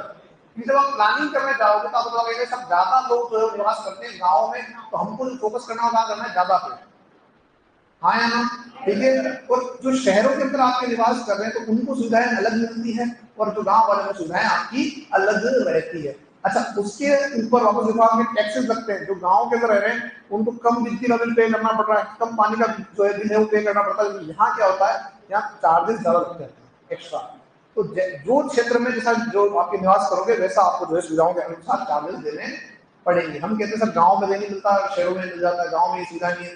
तो जो सुविधाएं हैं वो वहां तक पहुंचे, अब तो पहुंच रही है, पहले नहीं पहुंची थी, अब तो क्या हो रहा है, पहुंच रही है। भारत के अंदर बहुत सारे गांव ऐसे थे जहां पे लाइटें नहीं थी, बिजली नहीं थी, लेकिन पहुंची है। लेकिन शहरों में तो बिजली आपकी स्टार्टिंग से रही है, हमेशा से, जब से आई है बिजली, ठीक है। अब आप सोचो कि स्वास्थ्य सुविधाएं जो है वो भी कहाँ पहुंच रही है, गाँव में। कैसे पहुंच रही है, पहले नहीं थी, लेकिन क्या हो रहा है, हर जगह पे आप जो है जो आपकी प्राथमिक चिकित्सालय हो उसको खोल रहे हो, ठीक है। हर थोड़ा सा बड़ा कस्बा है तो वहां लगाते हो सैटेलाइट चिकित्सालय, क्या लगाते हो, सैटेलाइट हॉस्पिटल आपके लगाते हैं, हाँ या ना। क्या नहीं हुआ इसका मतलब सैटेलाइट मतलब उपग्रह, यानी कि जो जैसे बड़ा शहर आपका, जैसे उदयपुर है, ये बड़ा शहर आपका है, यहाँ बड़ा चिकित्सालय आपका है, एमडी हॉस्पिटल है, लेकिन इसके आसपास जो तहसीलें हैं वहां से किया हुआ है, वहां पे आपने सैटेलाइट हॉस्पिटल खोल रखे हैं, ताकि जो आसपास के गाँव के लोग हैं उनको कुछ सुविधाएं वहीं मिल जाए। तो छोटी मोटी कोई बीमारी है उसका जो इलाज है वहीं पर हो जाए। अगर बीमारी बड़ी है तो कहाँ आएगा वो बंदा, उदयपुर आएगा, कहाँ आएगा, उदयपुर आएगा। ये सुविधाएं आपको तब मिलेगी जब आपके पास में डेटा होगा, जानकारी होगी कितने लोग निवास कर रहे हैं, उसके आधार पर। मान लो आप जो है ये सोचो कि एक गांव में 5000 लोग निवास कर रहे हैं और एक गांव में निवास कर रहे हैं 500 लोग, तो दोनों गांवों में सुविधाएं सेम हो नहीं, अलग अलग हो सकती है। जो गांव बड़ा है वहां सुविधाएं भी आपकी ज्यादा मिलेगी, हाँ या ना। ये इस पर डिपेंड करता है, डिपेंड करता है आपके पास जो डेटा होगा जनगणना का उसके ऊपर निर्भर करता है। तो जनसंख्या का हम केवल काउंटिंग कर रहे हैं कितने लोग हैं, जनगणना हम जो है उसको काउंट करने के बाद में उसको कर रहे हैं, वर्गीकृत कर रहे हैं। कितने हमारे पास में जनरल हैं, ओबीसी हैं, एससी हैं, एसटी हैं, कैटेगरीज हमने यहाँ जो है किससे काउंट, ये किससे काउंट किया। कितनी महिलाएं, कितने पुरुष हैं, कितने बच्चे हैं। महिलाएं कम क्यों हो रही है, जो बच्चे हैं वो जो रेट है, जन्म दर की जो दर है वो कम क्यों हो रही है, क्या जो आपकी वो क्यों बढ़ रही है, या उसको कैसे कम किया जाए, उन सबके ऊपर जो पॉलिसी बनती है वो बनती है किसके ऊपर, वो बनती है जनगणना के ऊपर। तो हमारी बात, जनगणना को किस तरह से अलग हम काउंट करते हैं। अब बात ये आ रही जनगणना शुरुआत कहाँ से हुई, तो आप समझो, तो वैसे तो भारत के अंदर जो शुरुआत है वो पहले हो चुकी है, ठीक है। जब हम बात करते हैं रामायण काल, महाभारत काल, तब से हमारे पास में सब व्यवस्थाएं थी। तो आप देखो महाभारत, हम कह रहे हैं महाभारत युद्ध सबसे बड़ा युद्ध था विश्व का आज तक का। तो इतने लोग अगर उस युद्ध के अंदर शामिल हो रहे हैं तो खाना कब बनता होगा, कब कौन मरा होगा, सोचो आप। तो पीछे उसके पीछे कहानियां हैं कि इस तरह से जो है वो मैनेजमेंट होता था कि जैसे जो कहते हैं भगवान श्री कृष्ण के आपको कुछ बताया जाता है कि वो अपने एक मुट्ठी भर चावल जो होते थे वो वहां सुबह जो है निकाल के रख देते साइड में, उसको काउंट कर देते दाने को कि आज कितने लोगों का खाना बनेगा। जैसे मान लो कल बना 5000 का, आज बना 4500 का, क्योंकि 500 जो है वो उस युद्ध में आज शहीद होने वाले हैं, हो गए होंगे। उस आधार पे करते थे। अब सोचो अभी काउंटिंग ही तो थी, कैसे पता लगा कि कौरव 100 थे? गिना होगा तो पता लगा होगा कौरव 100 है, हाँ या ना? काउंट किया 1 2 3 4 5, हाँ 100 हुए, ठीक है। कैसे पता लगा पांडव 5 है? काउंट क्या था? 1 2 3 4 5 5 है, हाँ या ना? तो कहने वाला कहीं ना कहीं काउंटिंग और भी। अच्छा, अब हम बात करें तो भारत के अंदर जो आपका है वो आपको देखने को मिलता है, जो आपका मौर्य काल था जिसमें आप पढ़ते हो चाणक्य को, उसका एक ग्रंथ था अर्थशास्त्र, उसमें आपको गणना का उल्लेख मिलता है। फिर अगर हम बात करें राजस्थान के अंदर, तो मैंने लिखवाया था आप लोगों को कि एक व्यक्ति है जिसका नाम है मुहनोत नैंसी, याद आ रहा है?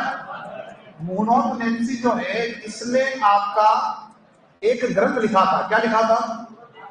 मारवाड़ परगनारी विगत। क्या लिखा था? मारवाड़ परगनारी विगत। इस मारवाड़ परगनारी विगत जो ग्रंथ है, इसमें मारवाड़ की जनगणना का उल्लेख कर रहा है। कौन कर रहा है? ये कर रहा है मुहनोत नैंसी।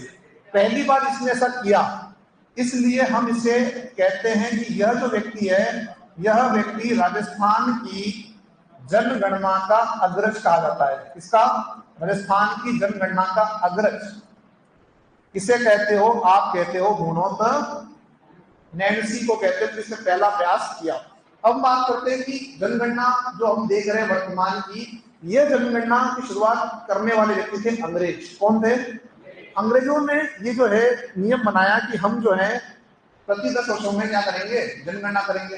तो पहला जो प्रयास आपका किया गया वो 1872 के अंदर हुआ। 1872 में भारत के अंदर पहली आपकी जो है जनगणना हुई है, और वो हुई है लॉर्ड मेयो के समय में।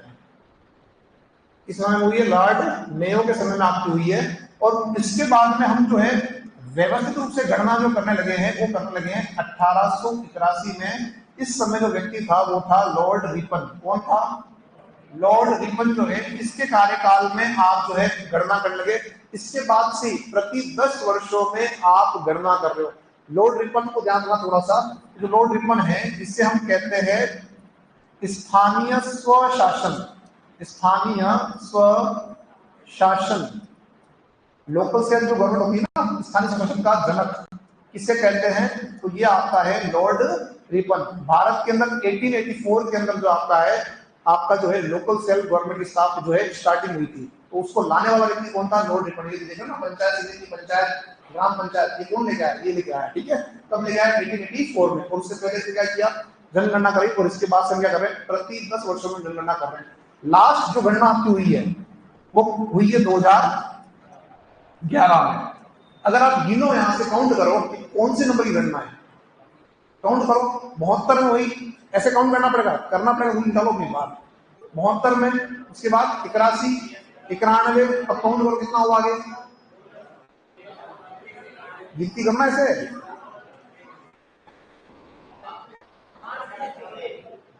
चौथी, पांचवी। आप लोग जो है वो गाड़ी को थोड़ा सा जो है ब्रेक लगा दिया वहीं पे। सुनो मेरी बात। 1872, 1881, 1891 और उसके बाद 1901, 2001 नहीं आ रहा है। तुम कैसे कह रहे पांचवी? अरे हाँ या ना? पांचवी कैसे हो जाएगी? बताओ कैसे हो जाएगी पांचवी? पांचवी नहीं, ये आपकी 15वीं होगी। कौन सी होगी? 1901 से लेके आप काउंट करोगे 2001 तो 10 तो ये होगी घटना, हाँ या ना? तो 10 तो बीच वाली, और 3 2 आपकी 3 जो है इसके स्टार्टिंग वाली, और 2 अभी वाली। यानी कि अगर हम बात करें तो क्रम के आधार पे, किसके आधार पे? क्रम के आधार पर, क्रम के आधार पर 15वीं। क्रम के आधार पर कौन सी है? 15वीं है। और अगर हम बात करें आजादी के बाद कौन सी है, तो आजादी कब मिली आपको? 47 में। अब 47 के बाद जो गणना हुई वो कब हुई होगी? 51 में। अरे हाँ है ना? काउंट करो कितनी हो जाएगी? कौन सी रहेगी? 7वीं। अरे 51 से लेके काउंट करो, कौन सी रहेगी? 7वीं। हाँ या ना? अरे हाँ के ना? ठीक है, लिखो। इसके अंदर लिखना स्टार्ट करो साथियों। डाल गाड़ी में जनगणना और लिखो। देखो राज्य में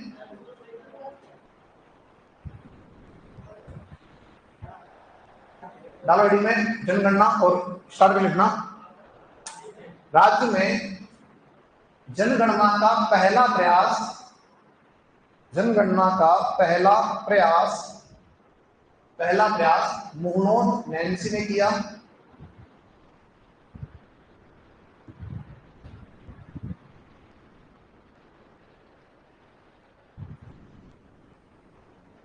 मुहनोद नैन्सी ने किया, मुहनोद नैन्सी ने किया। इन्होंने मारवाड़ परगनारी विगत, इन्होंने मारवाड़ परगनारी विगत ग्रंथ में, मारवाड़ परगनारी विगत ग्रंथ में मारवाड़ परगनारी विगत ग्रंथ में मारवाड़ की जनगणना का उल्लेख किया, जनगणना का उल्लेख किया, जनगणना का उल्लेख किया, जनगणना का उल्लेख किया, उल्लेख किया। इसलिए इन्हें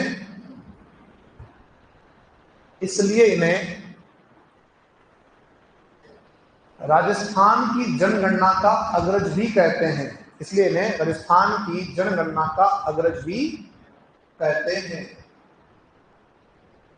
राजस्थान की जनगणना का अग्रज भी कहते हैं।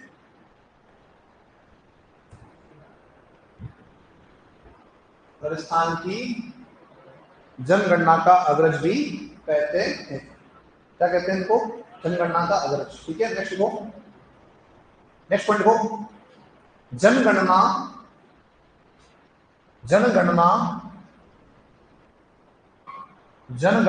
संघ सूची का विषय है, जनगणना संघ सूची का विषय है, जनगणना संघ सूची का विषय है, संघ सूची का विषय है। मैं आपको बता क्या है वन और वन्यजीव में कि संघ सूची, राज्य सूची और एक आपका है संवर्ग सूची। ऐसे क्षेत्र जिनमें नियम कानून कौन बनाएगा? संघ बनाएगा, तो क्या हो जाएगा वो संघ सूची का। नियम कानून बनाएगा अगर आपका स्टेट गवर्नमेंट, तो क्या हो जाएगा वो राज्य सूची का, और दोनों मिलकर काम करके क्या हो जाएगा वो आपका समवर्ती। हाँ या ना? तो जो जनगणना आपका है वो किसमें आएगा? वो आएगा संघ सूची में आएगा। यानी कि ये जो काम आपका जनगणना का है वो कौन करवाएगा? वो करवाएगा आपका सेंट्रल गवर्नमेंट। कौन करवाएगा? सेंट्रल गवर्नमेंट जो आपका है ये आपका काम करवाएगा। क्या लिखा आपने? जनगणना संघ सूची का विषय है। ठीक है, नेक्स्ट है भारत में पहली बार व्यवस्थित जनगणना, भारत में पहली बार व्यवस्थित जनगणना 1872 में भारत में पहली बार व्यवस्थित जनगणना 1872 में लॉर्ड मेयो के समय हुई, लॉर्ड मेयो के समय हुई। भारत में पहली बार व्यवस्थित जनगणना 1872 में लॉर्ड मेयो के समय में हुई। लॉर्ड मेयो आपका जो है लिखा हुआ है, मेयो कॉलेज आप देखते हैं अजमेर के अंदर उसी के नाम पे। आगे बढ़ो, नेक्स्ट लिखो अगला। नेक्स्ट लिखो 1881 में 1881 में लॉर्ड रिपन के समय में जनगणना हुई। 1881 में लॉर्ड रिपन के समय में जनगणना हुई।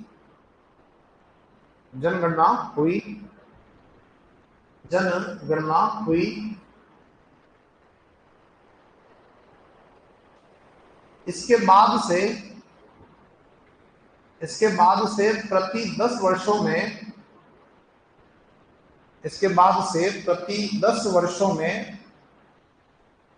वर्षों में जनगणना की जा रही है। इसके बाद से प्रति 10 वर्षों में जनगणना की जा रही है।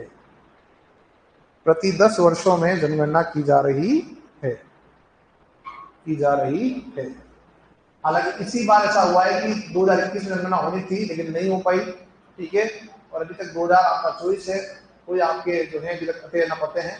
पर जब जनगणना होती है तो उसमें ये किया जाता है कि अलग अलग क्षेत्रों को बांट दिया जाता है। जैसे मान लो कि कोई आपका, जैसे मैं हूँ, ठीक है, तो मेरे अधीन में 2-4 टीचर दे दिया जाएंगे और एक गांव दे देंगे कि इस गांव की जो जनगणना है वो आपके अंडर में होनी चाहिए।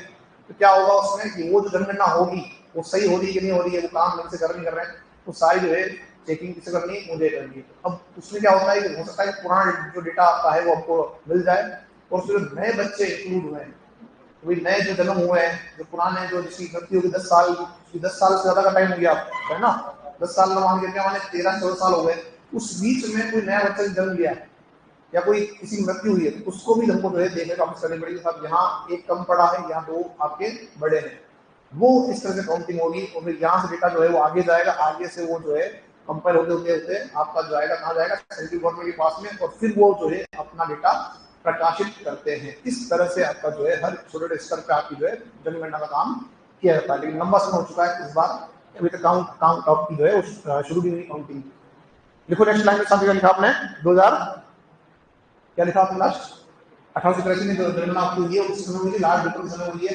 एक बनाओ ब्रैकेट लिखो, क्वेश्चन बना लिखना, लॉर्ड रिपन को, लॉर्ड रिपन को स्थानीय स्वशासन का जनक भी कहते हैं। लॉर्ड रिपन को स्थानीय स्वशासन का जनक भी कहते हैं। लॉर्ड रिपन को स्थानीय स्वशासन का जनक भी कहते हैं। लॉर्ड रिपन को स्थानीय स्वशासन का जनक भी कहते हैं, ठीक है। नेक्स्ट देखो अगला बिंदु, तो अंतिम जनगणना 2011 में हुई। अंतिम जनगणना 2011 में हुई, 2011 में हुई, 2011 में हुई। जो क्रम के आधार पर 15वीं, जो क्रम के आधार पर 15वीं, जो क्रम के आधार पर 15वीं,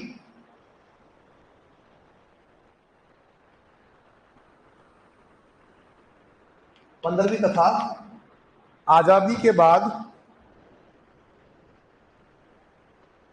आजादी के बाद 7वीं जनगणना, आजादी के बाद 7वीं जनगणना थी। आजादी के बाद 7वीं जनगणना थी। क्रम के आधार पर कौन सी है ये 15वीं, और जो आजादी के बाद कौन सी हो गई है आपकी, हो गई 7वीं। समझ में आ रही बात? चलो अपन इससे आगे,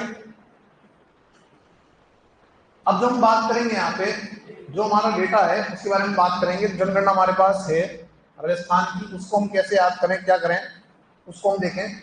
देखो सबसे पहले तो हम बात क्या करते हैं कि जो हमारा राजस्थान है, इस राजस्थान की जो कुल जनसंख्या है वो कितनी है, तो हमको कुछ डेटा याद करना पड़ेगा, कह सकते हो रटना पड़ेगा, तो रटना ही पड़ेगा। जैसे मैं कह दूं कि कुल जनसंख्या हमारे पास है 685,48,437, कितनी है 6।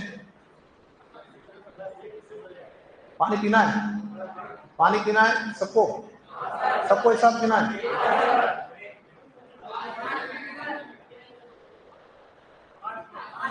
5 मिनट ज्यादा नहीं मिलेंगे, 5 मिनट जाके आ जाओ फटाफट, जल्दी आ जाना 5 मिनट में। और जो साथी ऑनलाइन है वो भी 5 मिनट आप देख ले।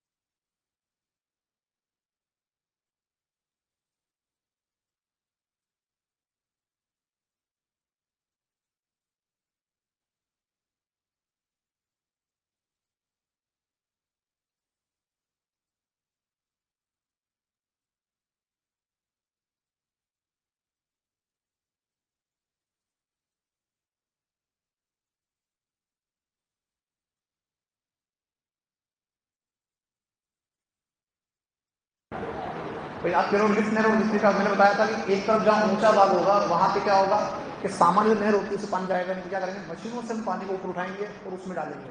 ठीक है, जहाँ मशीनों से पानी उठा रहे हो तो वो आपका क्या है, लिफ्ट नहर हो रही है। और जो सामान्य ढाल के साथ पानी जा रहा है वो होती है वितरिका है। बस ये डिफरेंस।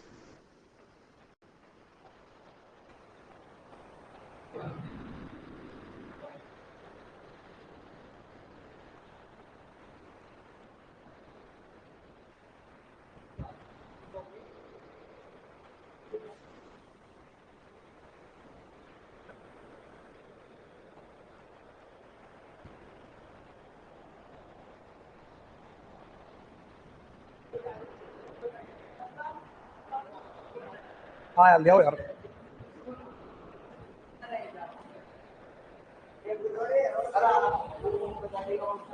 आजा और पढ़ाओ आजा।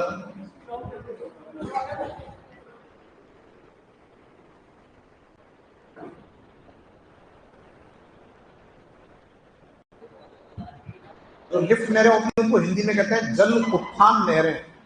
लिफ्ट नहरों को एक नाम देते हैं हिंदी में जल उत्थान नहरें। ठीक है, ध्यान रखना। धन्यवाद। जल उत्थान नहरें।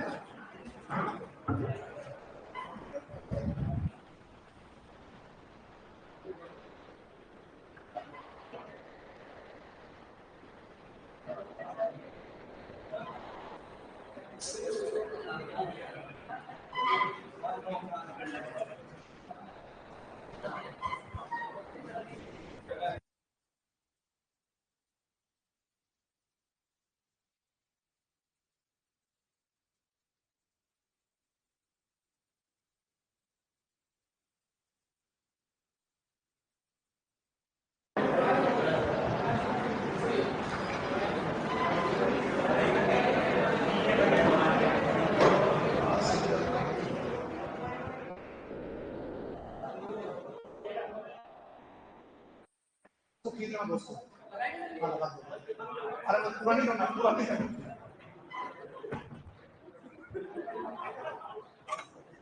इनको भी जो है, उनको कहा कि खाली जो है उसको खींचना है। उन लोगों को एडवांस चले आगे, सारे आगे। आप लोग को कहा खाली खींचना है, उसको लगा रहे हो। बाहर जो बैठे हो बेचारे वो कहाँ जाएंगे। चलो ये शुरू करें। तो जब हम बात कर रहे हैं कि राजस्थान के अंदर जब हम बात कर रहे हैं जनसंख्या की, तो कुल जनसंख्या कितनी हमारे पास में है? हमारे पास में 685,48,437 मतलब 6,38,48,437। अब हम इसमें और बात करेंगे सब दो तरह से हम इसको डिवाइड करेंगे। एक बात करेंगे ग्रामीण, क्या बात करेंगे, और एक बात करेंगे हम शहरी। कि हमारे पास में दो तरह की जो है जनसंख्या मिलेगी। कुछ लोग गांव में हैं और कुछ लोग कहाँ हैं, शहरों में हैं। तो अगर हमको ऐसे याद है कि हाँ गांव के अंदर 5,15,00,0352 लोग रहते हैं। कितने रहते हैं? तो अब हम क्या करेंगे, अब हम जो है कुल में से निकाल देंगे गांव वालों को। तो कितना बचेगा, यहाँ कितना बच रहा है 5, यहाँ कितना बचेगा 8, यहाँ बचेगा 0, यहाँ बचेगा 48, यहाँ कितना बचेगा आपका 70, यहाँ बचेगा 1। यानी 1, 70, 48, 0, 85 लोग कहाँ निवास करते हैं? ये करते हैं शहरों में। कहाँ करते हैं? शहरों में। तो कुछ डेटा तो कैसे रखना पड़ेगा। अब हम इसमें बात करें परसेंटेज की, तो आप देखो कि गांव में लोग ज्यादा निवास कर रहे हैं। गांव में लोग ज्यादा निवास कर रहे हैं। कुछ कहना चाहते हैं सर? अनाउंसमेंट है। हाँ आपका टेस्ट है, आपका टेस्ट है 10 बजे, ठीक है। और रूम नंबर है 20 और 21, ये कैंपस के ऊपर वाला और इससे एक बड़ा ऊपर वाला 20 और 21, ठीक है।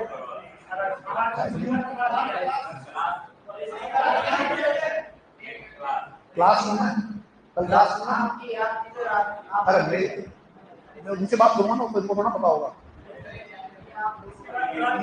अभी इनको नहीं पता ना, तो जिनसे बात होगी तो तुम आपके पास पहुंच जाएगी मुझे। इसके बाद में क्लास 6 बजे बात की है मेरे साथ क्लास। नहीं पता, बता देंगे आपको क्लास खत्म होने से पहले।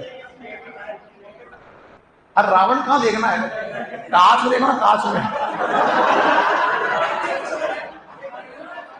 रावण देख रहे हो? हाँ देखो, सभी रावण ही है पर वर्तमान में तो। सर हो गया आपका?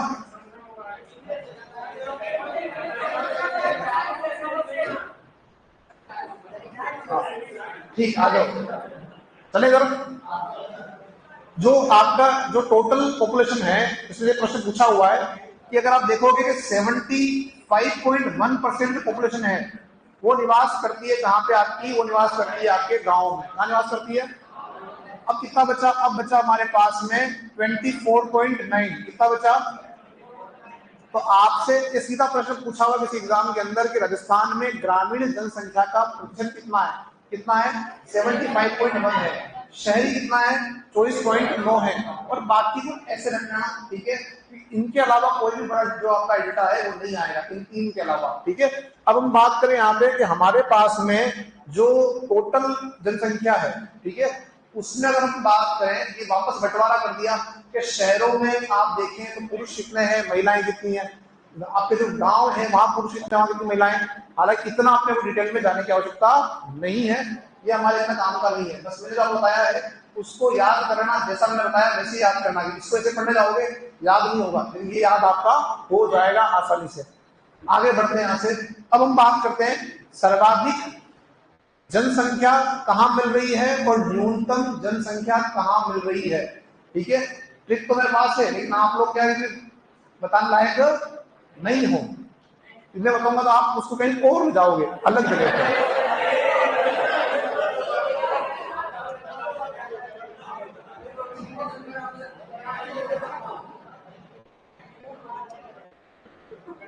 एक स्टूडेंट था मेरा, उसका सरनेम था जानू। जानू जो है वो ब्राह्मण होते हैं, तो एक सरनेम था, है ना।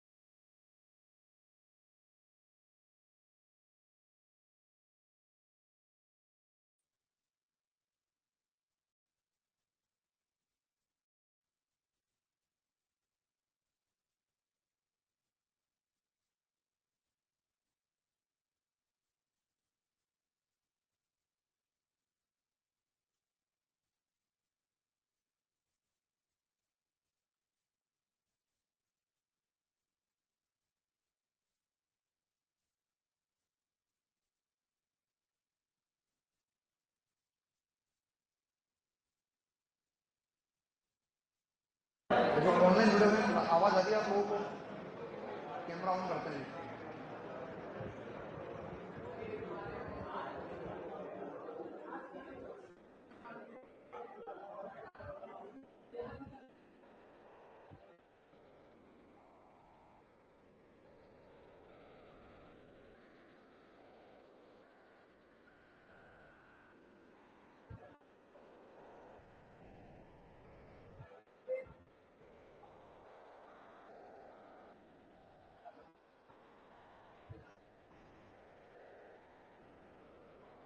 आ रहे हो? टॉपिक खत्म हो जाता है।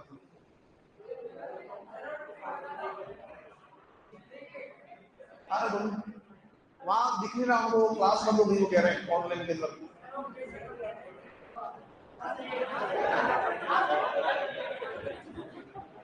चले तो क्लास बंद हो गई है।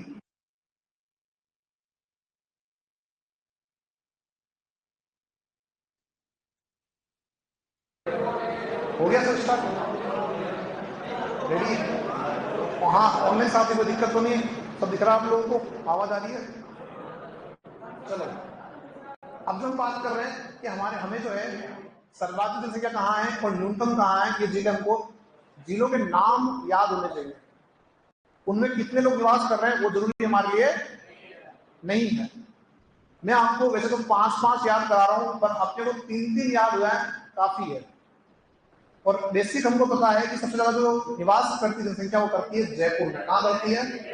और जो कम करती है वो निवास करती है जैसलमेर में। ठीक है, ये जानना। सेम आपका ये काम आएगा वापस आपके जनसंख्या घनत्व के अंदर भी। ज्यादा कहाँ है? जयपुर में, और कम कहाँ है आपका? जैसलमेर में। तो यहां अगर हम बात लिखें, जे में जम्मू से कहा जसप्रीत सिंह बुमराह अच्छा है। जसप्रीत सिंह बुमराह अच्छा है, ठीक है। अब यहां देखो, आप बुमराह लिख दिया, बुमराह है, इसको यहाँ हिंदी मत सुधारो मेरी, तुम्हारे को फिर से मतलब है, ठीक है। बुमराह है मुझे पता है, पर अपने को यहाँ पे उसके जो है काम से मतलब नहीं। यहाँ देखो सबसे पहले क्या आ रहा है? जे से हम जानते हैं सर्वाधिक जनसंख्या निवास करती है कहाँ पे? आपका जयपुर में। तो जे से आपका हो जाएगा, जे से आपका जयपुर, फिर एक और जे आया उससे हो जाएगा जोधपुर, ए से अलवर, एन से नागौर और यू से उदयपुर। ये हो गए सीक्वेंस में आपके कितने हो गए? आपके 5। कितने हो गए? पर मैं फिर भी कह रहा हूं कि कम से कम 3 तो याद रखना। कितने याद रखना? 3 याद रखना। हालांकि इससे हो जाएंगे आपको 5 याद। कम कम की जब बात करते हैं तो जस से जैसलमेर, प्रीत से प्रतापगढ़, सिंह से सिरोही, बू से बूंदी और राज से राजसमंद। ये आपके ज्यादा है। अनुमानित याद रख लेना खाली कि जयपुर में 66 लाख के निवास जो है लोग कर रहे हैं आपके, और जो आपका जैसलमेर है वहां पे निवास कर रहे हैं लगभग आपके 6,69,000। ठीक है, अगर आप ऐसे निकालोगे गणना अप्रोक्स में, तो आपका लगभग 11 गुना जो है ज्यादा पॉपुलेशन निवास करती है कहाँ पे? जब आपके जयपुर में। इसकी तुलना में लगभग 11 गुना ज्यादा लोग जो है निवास कर रहे हैं कहाँ पे? आपके जयपुर निवास कर रहे हैं। ये जानना, ये सीक्वेंस हमको याद हो जाएगा, सर्वाधिक और न्यूनतम वाला। कम से कम 3-3 हमको याद करने। कितने याद करने हैं? 3-3 के 3 तो आपके हैं, अगर पूछे सीक्वेंस में तो 3 आपके जो है होने चाहिए। ठीक है, अब हम बात करते हैं, यहीं से आगे चलते हैं। नेक्स्ट अगर हम बात करें, इसी में कुछ और बातें हम जोड़ लें, तो यहाँ पे आप देखो कि जो हम पीछे पढ़कर आए इसी से कुछ क्वेश्चन बन रहे हैं। पहला कि जनसंख्या की दृष्टि से सबसे बड़ा जो जिला है वो कौन सा है? वो आपका जयपुर। छोटा कौन सा है? भले हमको पीछे में जो है संख्या याद ना हो चलेगा। ठीक है, अब यहाँ एक बात आ रही है कि सर्वाधिक शहरी जनसंख्या जो निवास करेगी वो कहाँ करेगी? वो करेगी जयपुर में। ठीक है, क्योंकि वहां पे लोग ज्यादा निवास कर रहे हैं। अब कम कहाँ कर रही है? कम आपकी कर रही है प्रतापगढ़ में। ठीक है, सर्वाधिक ग्रामीण जनसंख्या कहाँ निवास कर रही है? वो भी आपका जयपुर में। और कम कहाँ कर रही है? तो आपका जैसलमेर में। अब जैसलमेर में कम इसलिए कर रही है, सब जो सुविधाएं हैं वो शहरों में ज्यादा मिलेगी, इसलिए लोग जो है वो शहरों की तरफ ज्यादा निवास कर रहे हैं। अब हम बात करें परसेंटेज की, तो सर्वाधिक प्रतिशत की अगर हम बात करें तो वो आपका जो है वो कोटा, जो आपका है कोटा के अंदर आपका जो है वो हो जाएगा शहरी। क्या हो जाएगा कोटा में? शहरी। और जो आपका ग्रामीण है वो ज्यादा कहाँ हो जाएगा? वो हो जाएगा डूंगरपुर में। क्या बोल रहा है? वह जिला जिसकी कुल जनसंख्या का सर्वाधिक प्रतिशत ग्रामीण क्षेत्रों में निवास करता है। कौन हो जाएगा? डूंगरपुर में 93.6% जो लोग हैं 100 में से वो कहाँ निवास कर रहे हैं? वो निवास कर रहे हैं गांव में। और जो सर्वाधिक आपके शहरी है वो कहाँ है परसेंटेज में? कोटा में। संख्यात्मक रूप से नहीं है, लेकिन परसेंटेज की बात अगर करें तो कहाँ जाएगी? कोटा में। संख्यात्मक रूप से पूछेगा तो कहाँ जाओगे? दोनों के दोनों जयपुर में। दोनों दोनों कहाँ जाएंगे? जयपुर में। सर्वाधिक ग्रामीण भी वही है और सर्वाधिक शहरी भी आपका वही है। अब इन क्वेश्चन को हम करते हैं उल्टा। क्या करते हैं? क्या बोल रहे हैं अपन कि वह जिला जिसकी कुल जनसंख्या का सर्वाधिक प्रतिशत ग्रामीण क्षेत्र में निवास करता, हमने क्या बोला, डूंगरपुर। आपसे ये पूछे कि वह जिला जिसकी सबसे कम जनसंख्या प्रतिशत निवास करता है शहरों में, तो क्या हो जाएगा, डूंगरपुर। तो ज्यादा कहाँ निवास कर रहा है, आपके गांव में, तो कम कहाँ करेगा, आपके शहरों में करेगा। फिर यहाँ आ जाओ कि वह जिला जिसकी कुल जनसंख्या का सर्वाधिक प्रतिशत शहरों में निवास करता है, तो यहाँ क्या हो गया, आपका हो गया कोटा। अब आपसे पूछे कि सर यहाँ तो आपका ज्यादा हो गया, क्योंकि सबसे ज्यादा कहाँ निवास कर रहा है, आपका शहरों में निवास कर रहा है, ये आपको पूछ ले। कम कहाँ कर रहा है, कम कर रहा है आपका गांव में। इसका उल्टा क्वेश्चन बना के पूछ ले, तब भी हमको आंसर आना चाहिए, हाँ या ना, ठीक है। अब यहां से हम आगे चलते हैं। जो 2000 आपका 1 है और जो 2011 है, उसमें अगर आप देखोगे तो लगभग आपका जो वृद्धि हुई है वो हुई है 21.3% की। तो दशकीय वृद्धि दर आपसे पूछेगा कि कितनी हुई है, तो आप बताएंगे 21.3% जनसंख्या हमारी जो है बड़ी है, यानी हमारे पास में कितने लोग हमारे पास में बड़े हैं। हालांकि हमको ये संख्या याद ना हो चलेगा, हमको कम से कम ये परसेंटेज याद होना चाहिए, पूछा हुआ क्वेश्चन आपका कितने प्रतिशत जनसंख्या वृद्धि दर आपकी वृद्धि जो है हुई है, बताएंगे 21.3 आपकी हुई है दशकीय। अब पुरुषों में क्या हुई, महिलाओं में क्या हुई, इसकी अगर हम बात करें तो कोई ऐसा कोई बड़ा इशू नहीं है, लेकिन आप यहाँ कंपेयर कर सकते हैं कि पुरुषों की तुलना में महिलाओं के अंदर जो है वो 1% की ज्यादा वृद्धि हुई है, हाँ या ना।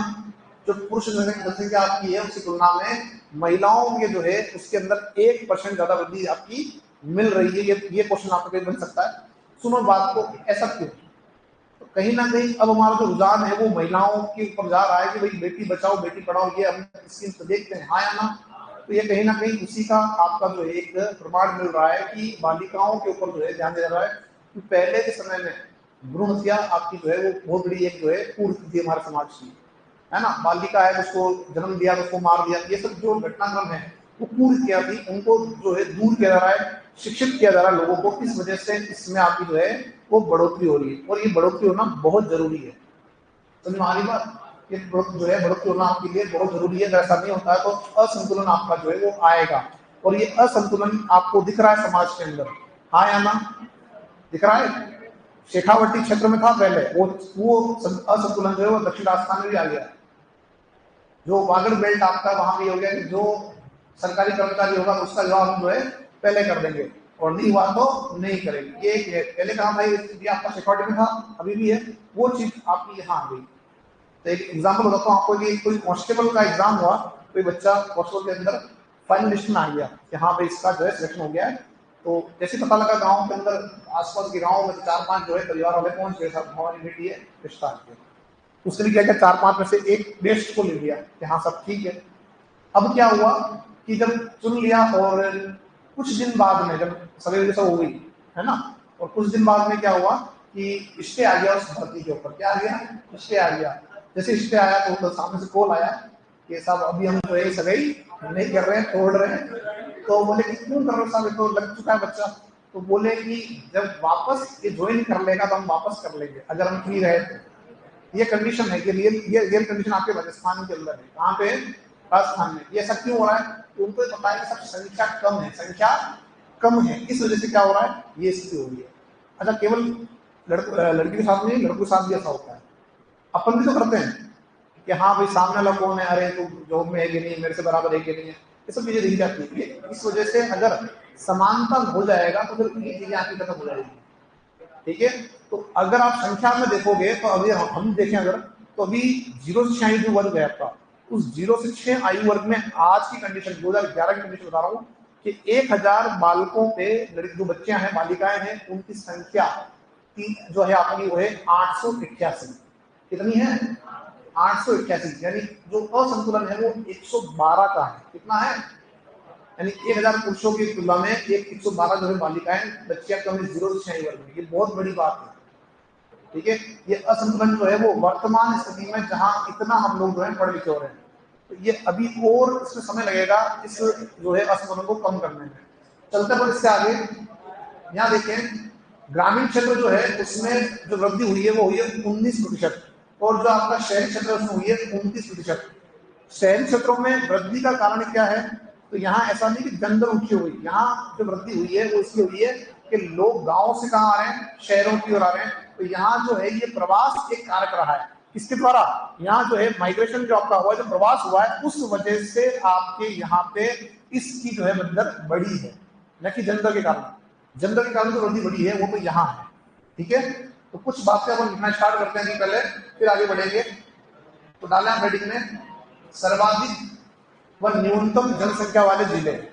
सर्वाधिक व न्यूनतम जनसंख्या वाले जिले। इसके बेट में कुछ था क्या? नहीं लिखवाया मैंने? ये लिखवाया था क्या? लिखो लिखो, इसको ऐसे ऐसे उतार लो। ग्रामीण जनसंख्या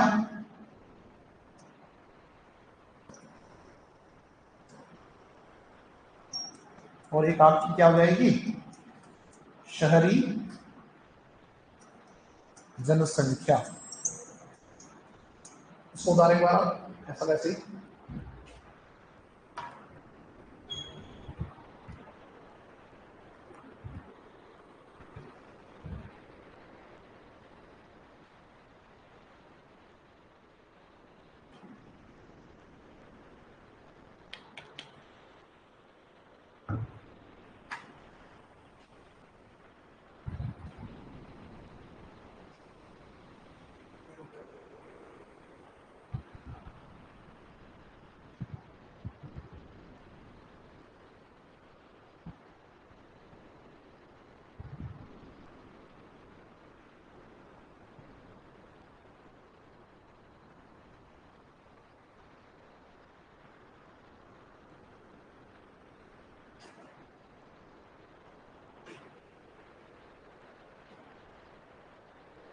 हो गया?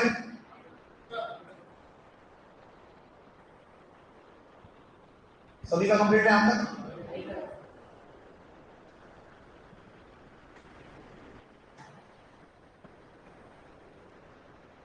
इसको लिखो सेंटेंस में, ये चल जाएगा? चल जाएगा, याद हो जाएगा। देख, कुल जनसंख्या कितना रहता है, निवास करता है आपके गांव में? 75.1। और जो आपके शहर है उसमें कितना निवास करता है? 24.9। कर लोगे इसको? चलो नेक्स्ट बात करते हैं। ये हमारी बात हो चुकी है। मैं यहाँ पे आपके स्त्री पुरुष की बात यहाँ पे भी नहीं कर रहा हूँ, ठीक है ना? केवल हमने जो है गांव और शहर वाली बात हमको करनी है। आगे बढ़ते हैं यहाँ से। नेक्स्ट देखो, सर्वाधिक व न्यूनतम जनसंख्या वाले जिले। सर्वाधिक व न्यूनतम जनसंख्या वाले जिले। सर्वाधिक व न्यूनतम जनसंख्या वाले जिले। और ये जो लिखा है उसको आप लिख के ऐसा कैसे नोट कर लें, ताकि अगर 4 या 5 या 3 कुछ 6 जिले आप बता पाएंगे। सर्वाधिक व न्यूनतम जनसंख्या वाले जिले।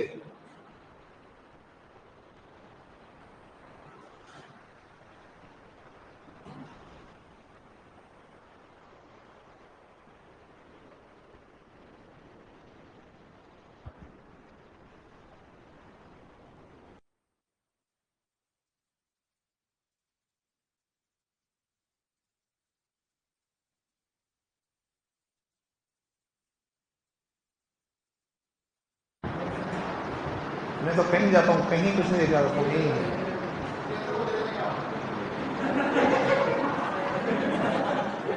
क्या कह रहा है? क्या कह रहा है भाई?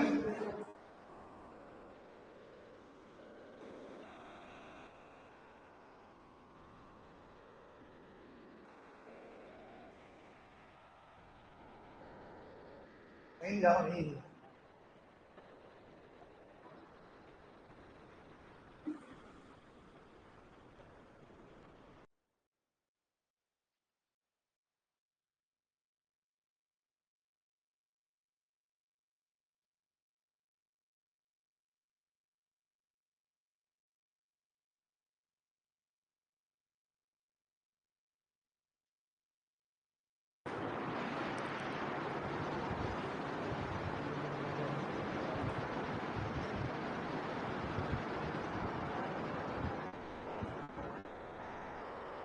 जल्दी करना इसको, ताकि अपन कोशिश करते हैं कि आज जितना खींच सकें अपन खींच लें।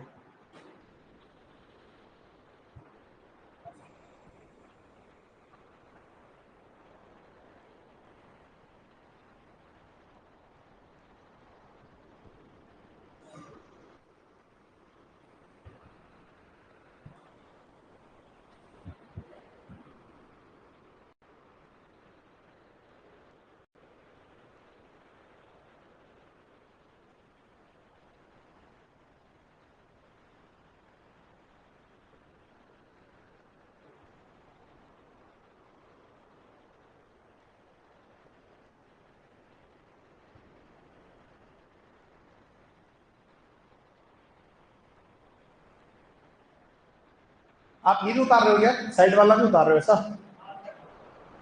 क्यों?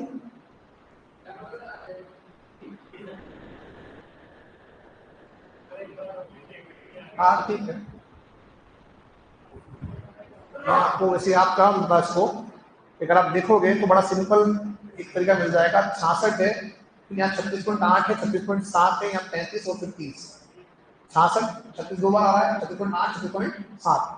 वहां आ जाओ 6 8 10, 6 8 10, ठीक है, 11.1 11.5। ऐसे आप सब चीजों को रखने जाओगे तो दिक्कत आएगी, समझ लो। खाली 4 ऑप्शन मिलेंगे तो टिक लगाना है खाली।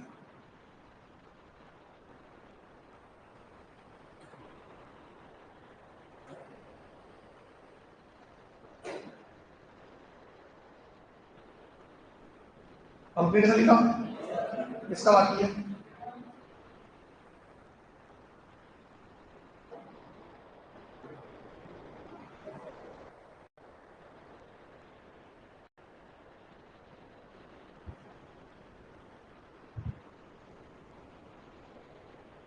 चले इससे अपन आगे।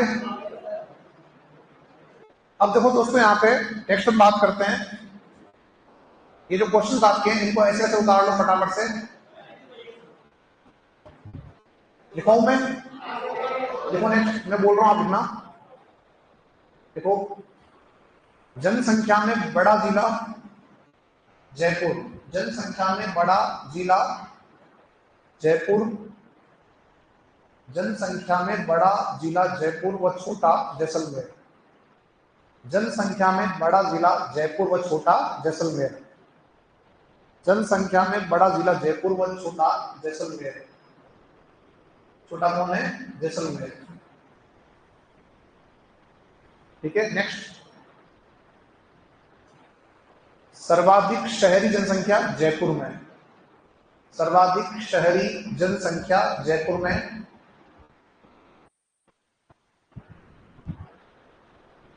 सर्वाधिक शहरी जनसंख्या जयपुर में व न्यूनतम, नेक्स्ट लाइन था, न्यूनतम शहरी जनसंख्या, न्यूनतम शहरी जनसंख्या, न्यूनतम शहरी जनसंख्या प्रतापगढ़ में, न्यूनतम शहरी जनसंख्या प्रतापगढ़ में।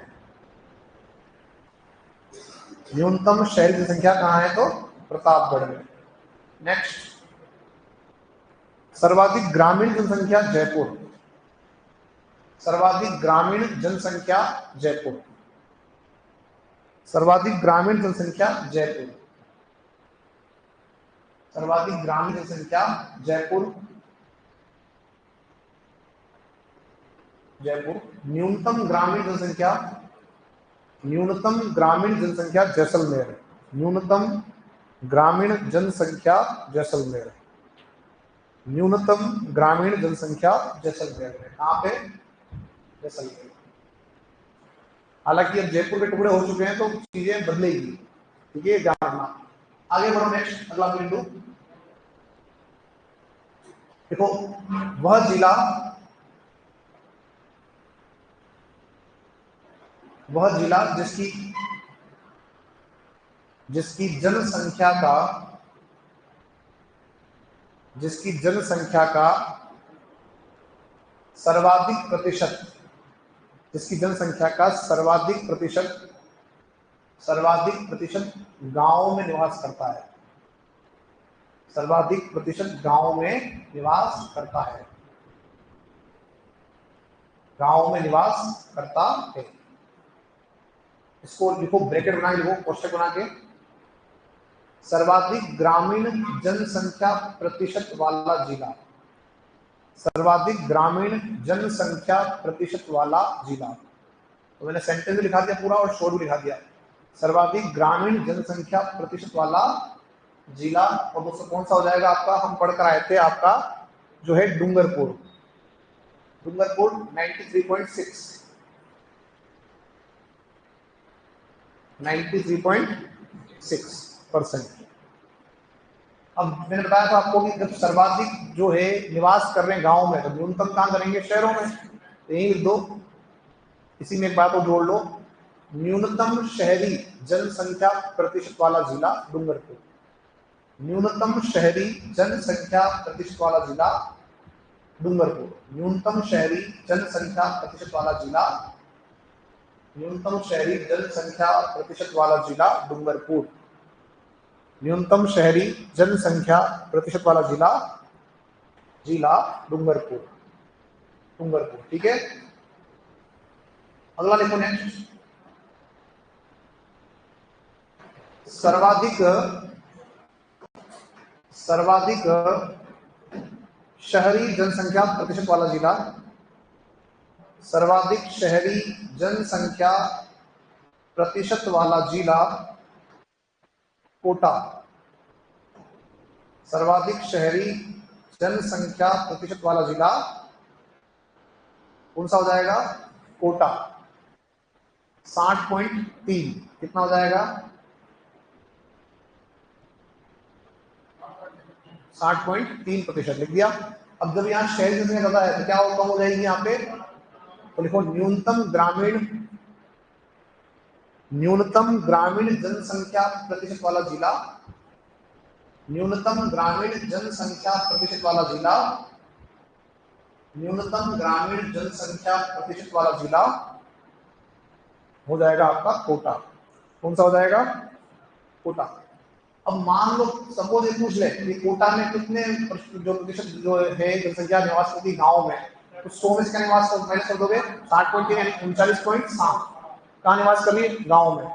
अगर आपसे पूछे डूंगरपुर में कितना निवास करती है आपके शहरों में, तो 100 में से आप निकाल दो इसको, कितना? 6.4। कितना हो जाएगा? 6.4। ऐसे कुछ चीजें अपने को जो है बेसिक जो है वो अपने आधार पर निकाल सकते हैं। जरूरी कि हर बात को अपन रट के जाए, हम जो है हमारे पास डेटा उपलब्ध है उसके आधार पर जो है चीजों को कर सकते हैं।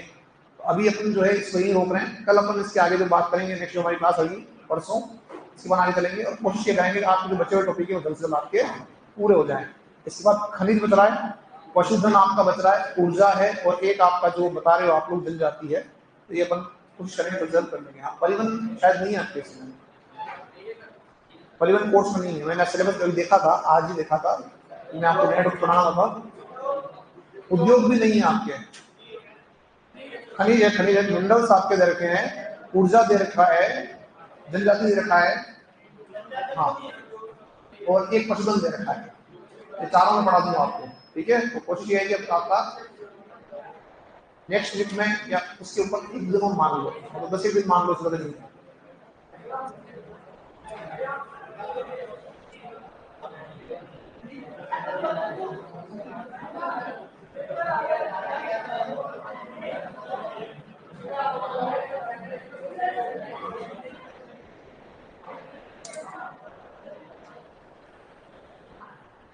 ओके साथियों, ऑनलाइन क्लास का मुझे आइडिया नहीं है, नीचे वक्त में चढ़ा